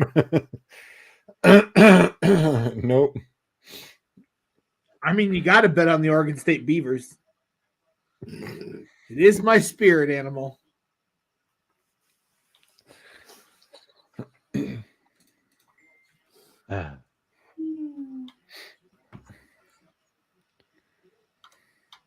I was gonna look something up, and I have no idea what the hell it was. You're welcome. I have derailed the whole thing. You're welcome. The Oregon Ducks are number one. Dateable. For sure. Totally. They're fucking ducks. Ducks are awesome. Listen. They are the world's greatest. They are the world's greatest animal. They swim. They fly. They walk on land. They're technically submarines too because they can go underwater. Yeah. Ultimate animal. They're all terrain. We are getting full-on support from Math and Smash, by the way. On which part? The 8-leg parlay or the on the 8-leg? On the 8-leg. No, let's pick 4 teams with dateable mascots. No. He I screenshotted the DK to him and he was just like, oh Lord. Yeah, the Math and Smash are like, wow. They Or are we could, they are supportive in our stupid betting. or we could take the our top situation. 25 and bet four teams with the hottest cheerleaders. Ooh. Sir, that's not being supportive. That is enabling.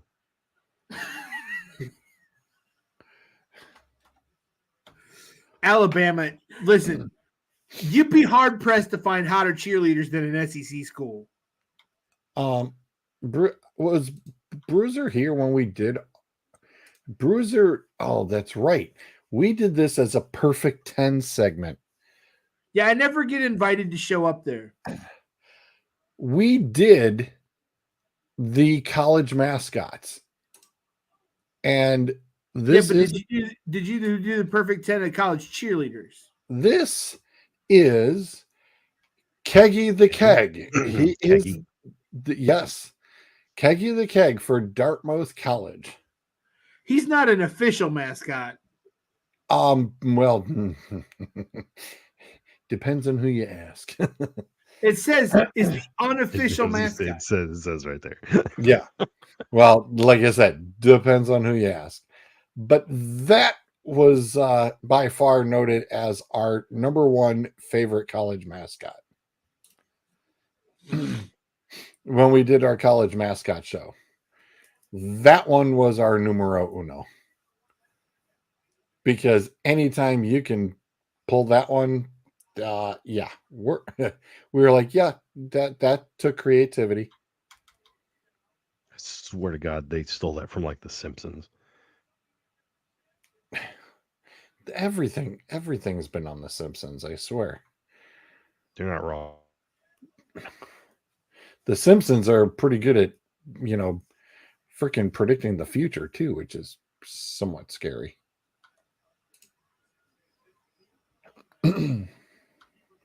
But going back to our, we derailed ourselves. Wait. We had a topic. we did, and we derailed ourselves, which is here like 25 minutes, and there hasn't been one yet. Yeah, we were talking about this, and we were discussing what the schedule and who was playing who, and of course we also noted that Michigan has to play against Indiana this week after the nice strong showing in the first quarter of the game against Oregon. I thought, well, and then Oregon went, okay, we're done with our jet lag, it's free and clear, and we're good to go. And everybody has a plan until they get punched in the mouth. Yeah, that's exactly what it was. Or you get an iPhone busted. We brought that up too. No, we are not a good team this year. We know that. No, we're talking about the Jason Kelce phone thing. Oh, yeah. They dragged him out on the Monday Night Football pregame to let him do it on a public. That looks like a decoration for the winter home, Zolt. Yeah. Yeah, I mean, I understand he's a media guy. He's got to apologize and that kind of thing. But no, he doesn't have to apologize. He's not a media guy. No, I mean he is, because he does the show every week. I mean he does a podcast just like we do. I'm not apologizing for squat. I'm like I said, he has to because he's part of the media. I get that. At the same time, somebody talks smack about my brother. Yeah, that's okay. Yeah, Bruiser was taking a much more volatile approach, and I agree with him. Much more volatile approach. I don't know if I was volatile. It's just more so like, forget it. Just. Yeah, I mean, I do understand. The thing is, the reaction itself is going to encourage other people to do something. Good Lord. So, and I understand that. It's one of those things where you got to walk away, because if you don't, especially in a situation like he's in, you get every nut job in the world now trying to provoke you.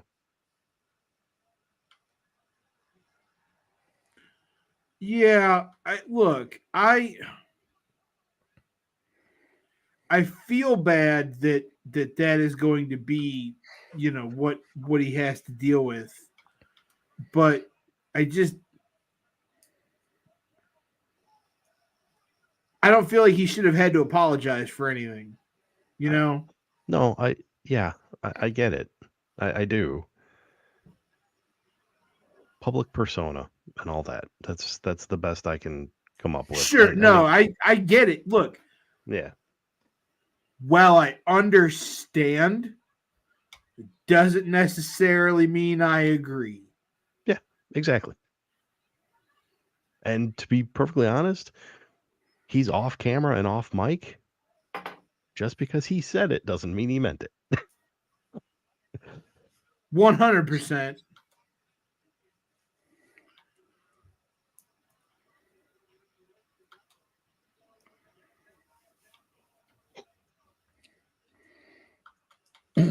So, the Wolverines, Bruiser was saying, is this a? Oh God, they're favored by 14. Jesus, two Yeah. The touchdowns. Wolverines are favored by 14? No, Indiana. No. Oh no. The That over was not unders worded correctly. Yeah, the over under is only 48.5. Yeah, I mean, Michigan's not scoring, so Damn. I mean, Indiana's going to win. I don't think they're pretenders. I really don't. I mean, Indiana put up 47 on Michigan State last week. Mm-hmm.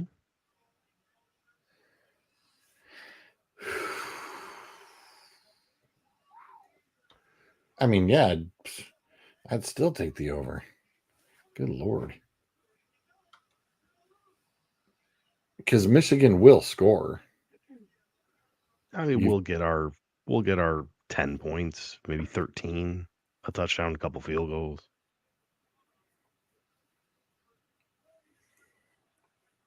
It's one of those things. The team's at a point where they can play good defense for a while. The problem is, how many 3 and outs can the offense do before the defense is just dead? Right.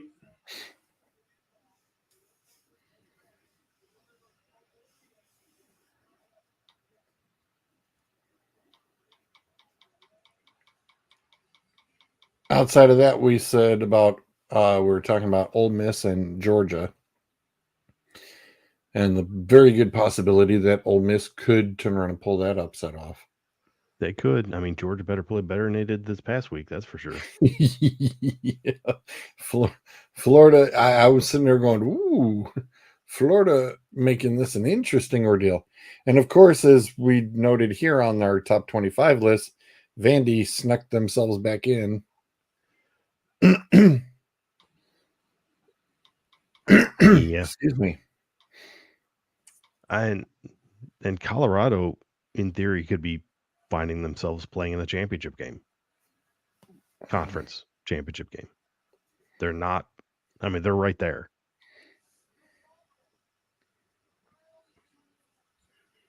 Well, everybody wants to see Prime succeed. That is not remotely accurate. I was being facetious. Come on, I couldn't say that with a straight face. He's bringing in everybody, man. He's bringing in everybody through the portal. So here's the real question, though. Does Shador end up with the Giants? Or, and this is what they really talked about today. Tennessee. The Raiders. Oh, Jesus. Dude. And his dad comes with him. Oh, no. I don't know. I don't know if the NFL is ready for for prime time coach. Oh my God, that's hard to say that with the straight How would face. Prime how would time coaching. how would Doug react? Oh my! I'm sorry. We'd be holding a funeral, I think, because that man would die. But he would just die before he would even want to see that happen. That's insane. Shame on you for even bringing that up. Shame. Sir, it was mentioned on the radio today. Oh, up there? Yes. Wow. Somebody needs. Wow. Oh my God. I mean, Raiders need a quarterback. There's no denying it. They're They going to need be a- up there, and they're going to be probably top 5. And they need and they need coaches. And they're going to need coaches. They need coaches. Saints need mean, coaches. Well, they fired all the coordinators, so there's only one guy left. You're right. I was gonna say there's only one dude left. I think I was gonna say the Jets need. Let's see. So far, the Jets, the Saints, and the Raiders all are gonna be looking for new coaches. They all gonna be going through that whole spiel. And they whacked them all before we're literally halfway through the season. That's nuts. And if it wasn't for Sirianni getting bailed out on a last play interception last night, he would have been basically ridiculed to death. They scored touchdowns and they didn't kick extra points. They decided to go for 2-point conversions.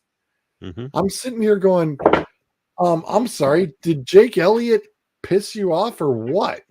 What in the hell is going on? No. I couldn't understand that one. Oh no.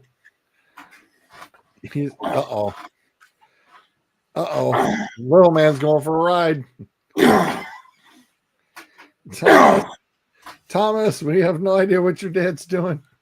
Me neither. Just some shoulder presses. Just getting some press work in. Just some light shoulder presses. Right? What, about 48 pounds? He's 70 pounds. Oh, okay. So light enough, but still heavy enough. A little bit of resistance. I made him get into a ball like he was an Atlas stone on Saturday, and then just like picked him up off the ground. And when I picked him up, it was with a lot of force and ferocity. And he just, oh, Nice. Can I watch it tomorrow? yes, Yeah. Bub. Hey, Thomas, Yes. when you come for the king, You best not miss. there you go.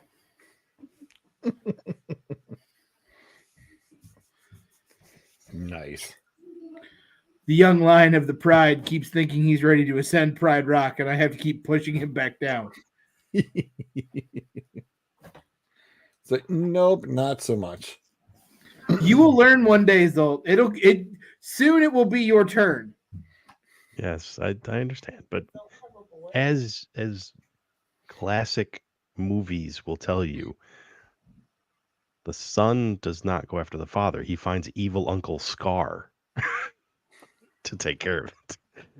It's not really what I meant. What I more meant was that, at some point, a challenge. That's fine. He can have it. He can The have it now. the fun part is when you can still beat them, Yeah, and so you give 2%, and yeah. then every once in a while they go as hard as they can, and you're like, oh, actually I might have to try now. He wrapped me around the legs the other day and drove and actually picked me up off the ground by about an inch and a half. And I was like, well, we can't have that now. Just to update, Tampa Bay is beating the Chiefs 17-10 with about 4 minutes left in the third quarter. Laundry's coming out soon. Don't worry. Yes. Oh, it already is. I was going to say, There was a face mask that it was not even close to the face mask. Oh, you mean Listen. like the one against Sam Darnold that didn't get Hey. called? No, this was one that was called, but he literally grabbed him at the shoulder pads. Hey, Mahomes went into the ref locker room during halftime. They played jacks and threw marbles.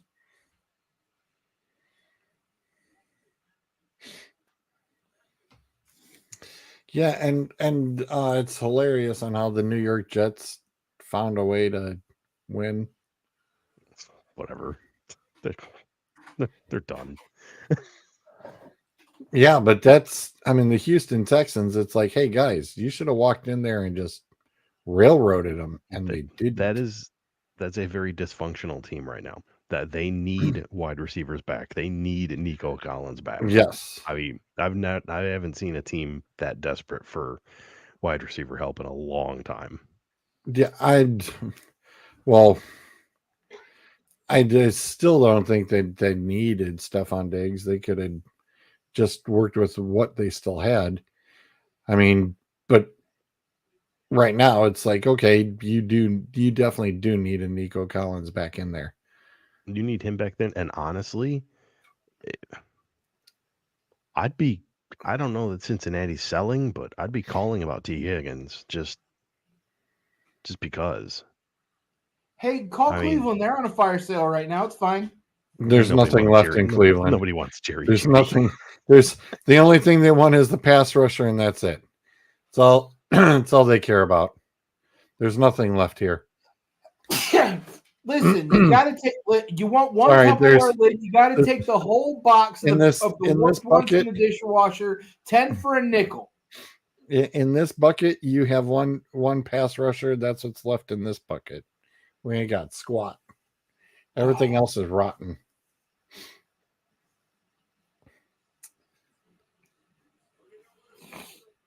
Everything else is rotten. I mean, shoot, even the Carolina Panthers got to win. Yeah. Well, I mean, like I said, Yeah, it's hard to lose go them all. winless in this league. The So league is not made. Who's coaching the Browns next year? Stefanski. No way. They'll fire him. They just extended him. Sure. They'll fire him. They'll fire him and find a coach who will play Watson. He was playing Watson. He was playing Watson. Watson got hurt. No. Yeah. What I mean is, we know that Stefanski and Dorsey did not want to build their offense around Watson. Haslam is the one that wants Watson. I mean, honestly, if he wants a yes man, I think he already has it. I mean, Stefanski could have not wanted it to begin with, but he was rolling with him the whole time, despite the fact of how bad he was. Yeah, I mean, even Tennessee got to win. I mean, so it's kind of that. Everybody's got at least two now. Yeah, it's kind of that weird thing of the Halloween week. And like I said, it would have been great if Trevor Lawrence could have just taken a little bit off of that football. That's so close to. I was so sure the Eagles were losing that game, just the way it was going. They were moving that ball downfield, and I'm going, yes, no. And I was like, damn. Because you know damn well that Sirianni would have been called out big time. It's like, dude, you scored touchdowns and you did not bother for 3 extra points, and that's what you would have lost by. That'd have been great. That'd have been absolutely great. Man, I was so hoping for it. But the game that really crapped the bed too, Bryce and I were watching the Seattle and the Rams. Oh, heartbreaker. 3rd and 1 and 4th and 1. Geno Smith actually had him down in the red zone 3 times, threw 3 picks when he didn't need to. I mean, Seattle should have won that game by 14 easily. They had the Rams on their heels. I mean, they had Stafford toast. He was dead to rights. and they just shot themselves in the foot. I told Bryce, I said, by the way, this is the Geno Smith that the New York Jets fans do miss and adore. And Bryce just said, yep, time for a new quarterback. And of course, guess what he said? They should have never got rid of Russell Wilson. Well, okay. Hey, listen, the kid's got a loyalty to him, even though he still will not get a Pittsburgh Steelers jersey. He's definitely drawing the line there. I'm proud of him. I get it, but I honestly at this point I think it's all system. So, and Seattle wasn't. Agree. Yeah, Seattle wasn't. They were done tailoring that system. I will say, from what I saw of that game, the Seattle game, God, those refs were horrible on both sides. Yes. The pass interference on both sides was just horrendous. Atrocious. It was horrible. It was horrible. That's why I told Bryce, I said, hey, at least they're calling it both ways. What was the one, literally, the guy, they were running down the sideline, and the guy got his foot stepped on, so he fell down. Yeah. And that was pass interference. Pass interference. Yep. It's just like, what? I know. I was sitting there and I'm like, that must be the makeup call for the roughing the passer call against Stafford, 10 minutes ago. That was just rough. I was like, that's brutal right there. That was hard to watch. It was you should have seen it. You should have seen it before the national audience got it. It was even harder to watch. A lot harder to watch.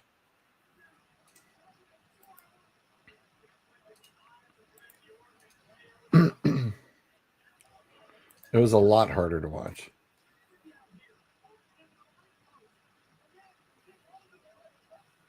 So Dak is out for weeks. Lamb's injury isn't serious. No, but you're gonna have the Cooper Rush show. Yep, which I ain't crying about it. CMC back at practice. Yay! I mean, honestly, from a fantasy perspective, all this means to me is both he and Mason are just gonna cut into each other, and neither one's gonna be worthwhile. Mason's not. He died. Oh, okay. He's not. He wasn't quite as cleared as CMC is. But our other new rookie, though, IG, him on the other hand, he gonna be ready to fire up and go. Yeah, that's fine. He'll be ready to go. I did see if you've got Cincinnati, if you've got, what was it, Chris Brown? Chase Brown. Sorry, not Chris Brown. Chase Brown. That's the guy. Zach Moss is out indefinitely with a neck Chris injury. Brown, what is Rihanna here? Yeah, No, so Chase Brown. It is now it's Chase Brown's show. Which, I mean, he's been putting up some pretty good numbers.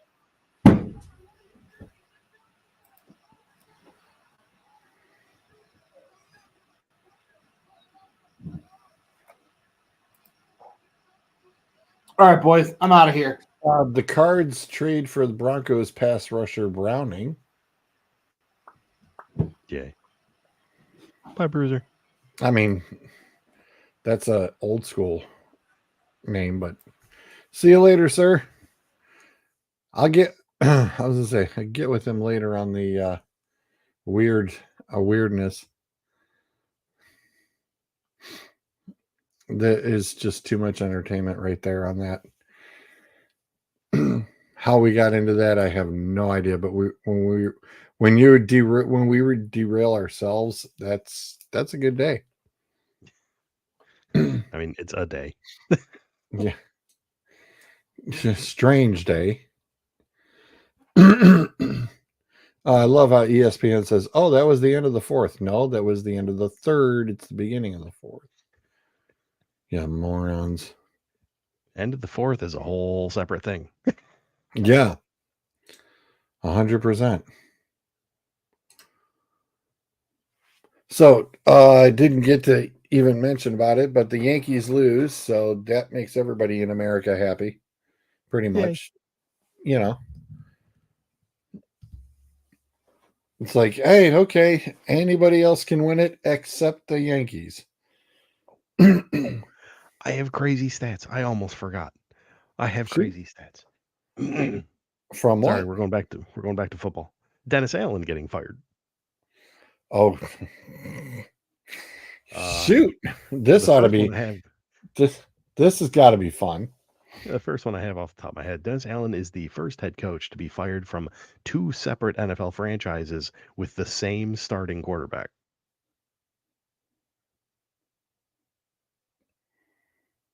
Wow. Huh. And I got a better one for you as far as making history. That's a good trivia question right there. So the Saints playing Carolina outgained the Panthers by 150 yards, ran for 150 yards, and won the turnover battle. Yep. You've seen this stat. Yep. Over the past 20 years, teams that have done that have been 275-0, and they are now 275-1 And one. thanks to Dennis Allen. Yeah, I think they mentioned that on the broadcast, Did they? and I was like, As they that should have. is brutal. Oh my God, that Making is brutal. history. Unreal. I was at a loss myself, and I'm sitting there thinking, dude, you can't be that bad. Eh, And I mean, to be it's like, fair yes, to you can. Dennis Allen, the Saints lost a lot of players to injury. And as we know from their cap situation, there ain't no replacing them. No. No, no, no, no, no, no, no, no. There But is no replacing. you know, when things go that wrong, you and I both know somebody's going. Mm-hmm. Yeah. And we know who. Definitely the coach. Yep. In this week's matchups, almost everybody's it looks like we've got a lot of divisional matchups this week too. Cincinnati at Baltimore right out the rip on Thursday. Denver has KC this week. And I got to say it because it needs to be noted. There's a rookie, Jaden Daniels is getting a lot of attention, but Bo Nix is quietly scoring a little bit more than all of Well, those fellas. he needed to get his feet wet a little bit. He Yeah. had some rough goes at the beginning, which is fine. I mean, he's a rookie. You kind of Yeah. expect that. But I mean, it feels like the game has slowed down for him. He's in the right situation with the right coach. So if there's a coach that's going to pull a kid through and get him going, he's in a good spot. I mean, he needs more. He needs to do more, but that's just going to come with time. So you know, this not their year. I don't think they're built for this year. I think they know that. So they'll be all No, right. I mean, he's looking like he's going to be a decent quarterback in this league.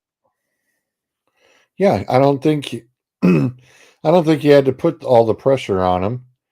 It's kind of like Jaden Daniels is winning, which winning in big ways, which is scary. So it's like for as much as everybody was looking at, oh, it's going to be Caleb Williams. Wrong. not that one. I said that from the beginning. Caleb Williams, he might have the most talent out of all of them. I have no idea, but he doesn't have an O-line. Did you see? I think I sent it to our chat. Did you see the play where DJ Moore just walked off the field? Yes, I saw it. I don't know if you threw it in the chat, but I saw it. He thought That's that just it was bizarre. over. Dude, I have never ever seen. And and it's funny because I haven't. I told a couple of the guys I was bringing the kids home from basketball practice. I told them Google it on their phones, and I says, and watch DJ Moore just walk off the sideline and then go sit down. Yeah. Yeah. And he still hadn't thrown the ball yet. Yeah. And they just went, holy cow. I said, yeah, that is the strangest thing. And you just know that made film room today. And they're going, so, what were your thoughts on this?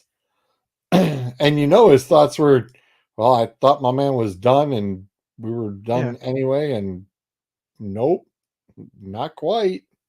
I thought the play was over. Yeah. It's like, I'm sorry, did you hear a whistle? I didn't hear a whistle. That's 2 weeks in a row where the Chicago Bears are on Twitter memes Just done for something all the weird. wrong reasons. Yeah. Back-to-back weeks. It's like, hey, fellas, I think the coach is just going to say, look, fellas, let's just try not to do anything stupid this week. And they're playing, oh my God, they're playing against Drake May in New England, in Chicago. What could possibly go wrong?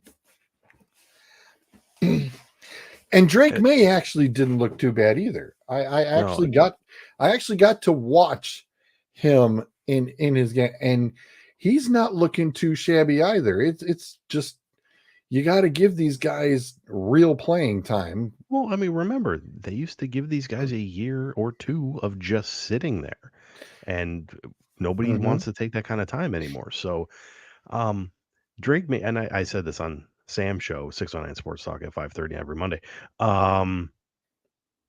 Drake May is looking like that guy that's been told he's not good enough.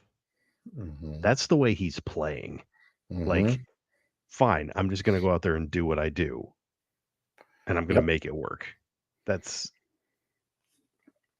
I very much think it was a thing where it's like, okay, we're going to start you off. You're going to learn the system.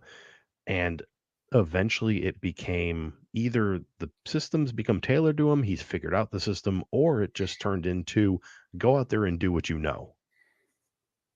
And I think that's the part so far is they're giving him a little bit more as each week is going along because apparently Brissett just wasn't up to par. Yeah. It's just like, hey, you know what? We're just going to throw you out here. We know you ain't going to do much anyway. And he's taking it personally. It's like, all right, fine. But you know what? I mean, yeah. Are you going to be Brock Purdy? No. Nobody expects you to be. No, I mean, hope to God you're going to be better than that. And Brock Purdy is, and we've said it before though too. It's the system. If you're good in a system, you're going to be very good in that system.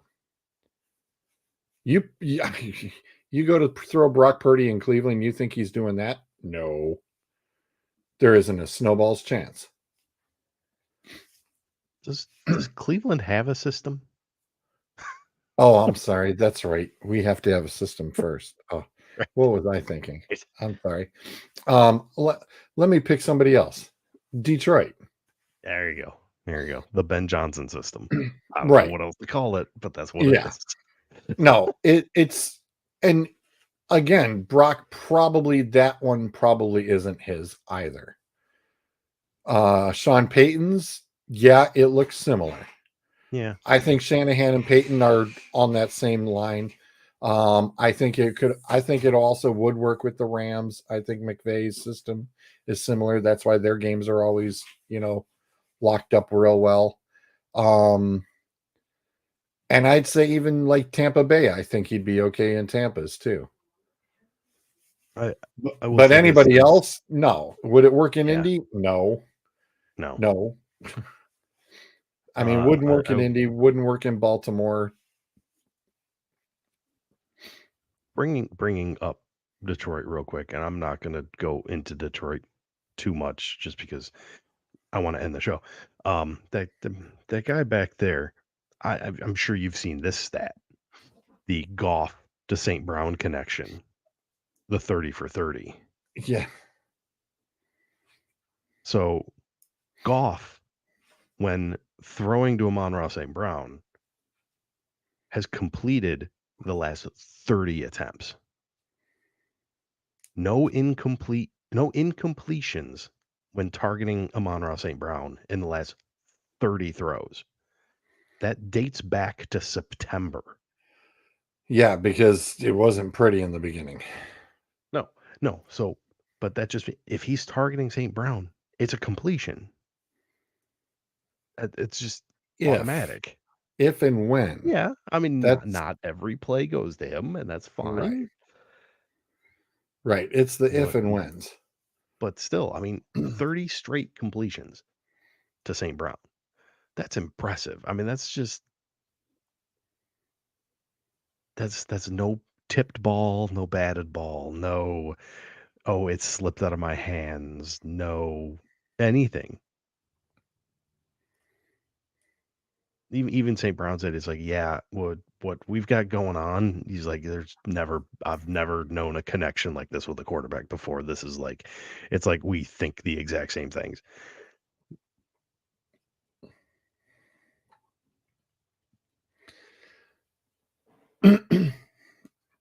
I want to drive Sam absolutely nuts. Philadelphia has to go to Dallas this week. That is your 425 game. That is your all-star. Hey, this is your national televised football game. They're gonna make people watch that. It is your nationally televised football game for 425 on CBS. And wouldn't it just be the big kick in the shorts if Cooper Rush is the ultimate quarterback and Dallas wins at home? Philly's gonna go up by 3 scores. Dallas is gonna come back and just not quite make it all the way. Oh, the Eagles just cannot get out. The Eagles can't get out of their own way. They can't. That's what I said.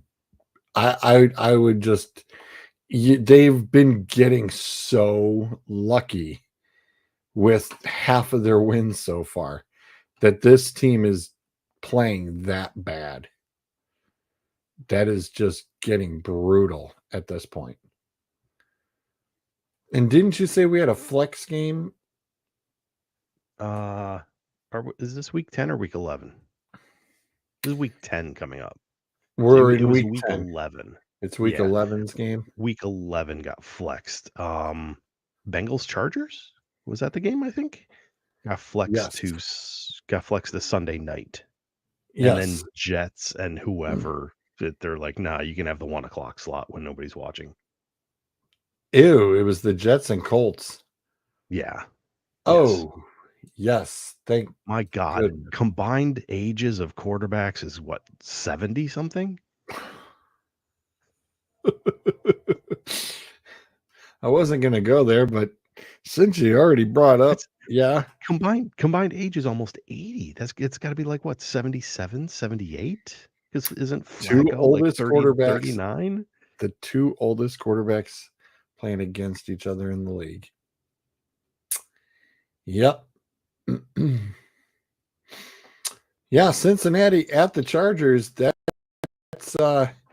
That'd definitely be more interesting to watch than making that one a prison inmate game of the week. Ouch.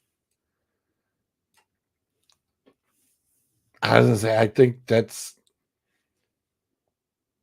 Well, they could have actually also went with Baltimore at Pittsburgh.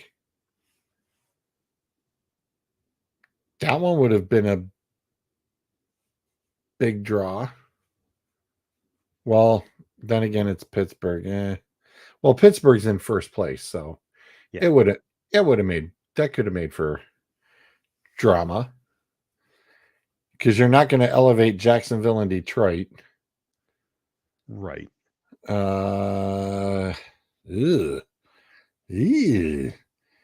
Atlanta, Denver. Well, you could have flip KC and Buffalo. Oh, the Kansas City's been on enough prime time. Yeah. I mean, Yeah, there's not enough revenue sharing there. Everybody else, yeah, is garbage. It's hot garbage because you have Washington at Philly on the Thursday night game. You actually have a good game for a Thursday night. Holy cow. purely accidental. Absolutely purely accidental. I mean, the Monday night matchup is the Texans at the Cowboys. We ought to get some prime ratings there. Might actually get 3 viewers that night. Tickets as low as $36 in Jerry's World, by the way. $36. When's the last time you could say that about going to freaking Dallas, Texas, going to a Cowboys game and getting tickets for $36? Oh, never mind. It's standing room only. So, hey, get it down to as low as $4, and we're in. No, at least they get to watch it end to end. Sure. Yeah, they literally have it shown as the standing room only is end to end. Yep. Right there. And that's, you got to try to watch between these sections right here. Whew. Break out the binoculars. Yeah. Because you ain't watching it from sideways where you got an 80-yard freaking scoreboard that's, taking up most of the ceiling space. Good grief. The 400 section ticket's still at $100 a pop. Woo. Ouch. It's them people out in Dallas. They got money. This is true.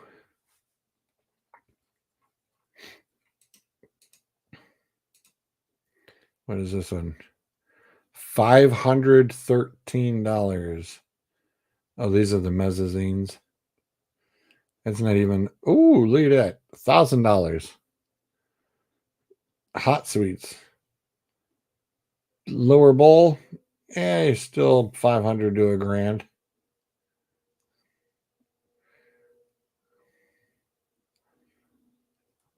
Yeah.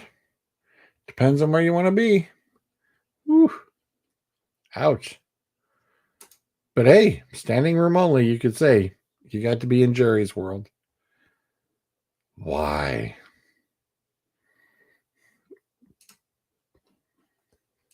Alrighty. Well, Zolt popping in for the last 40 minutes. Appreciate it. As always. It's been well over an hour, sir. I don't know what the hell you're talking about. End the damn show, George. Oh, we're missing our other cohort. We haven't seen him in months. Yeah. I found him on Saturday morning. I Yeah. seen him on Saturday morning on the Pittsburgh Steelers broadcast. He's definitely awake on Saturday mornings. He's got to hang out, do the Pittsburgh Steelers show. Turned into a Steelers fan now? No. I mean, I can understand it. It's rough there right now. But that's kind of that's extreme. Yeah. Come on over to Detroit. We're happy to have you. Right? Exactly. As I say, I saw Burrich's post too. Burrich is like, I think I'm going to become a Lions fan. I was like, plenty of room. There's plenty of room on that bus. All right. Well, thanks everybody for popping in. Appreciate it as always for everybody who's tuned in throughout the evening. Math and Smash, Mike, Sam.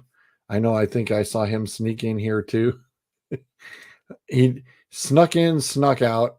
And my cousin also turned around and popped in too. So thank you guys for tuning in. Appreciate it. And we will see you all next week. Good night, Gracie.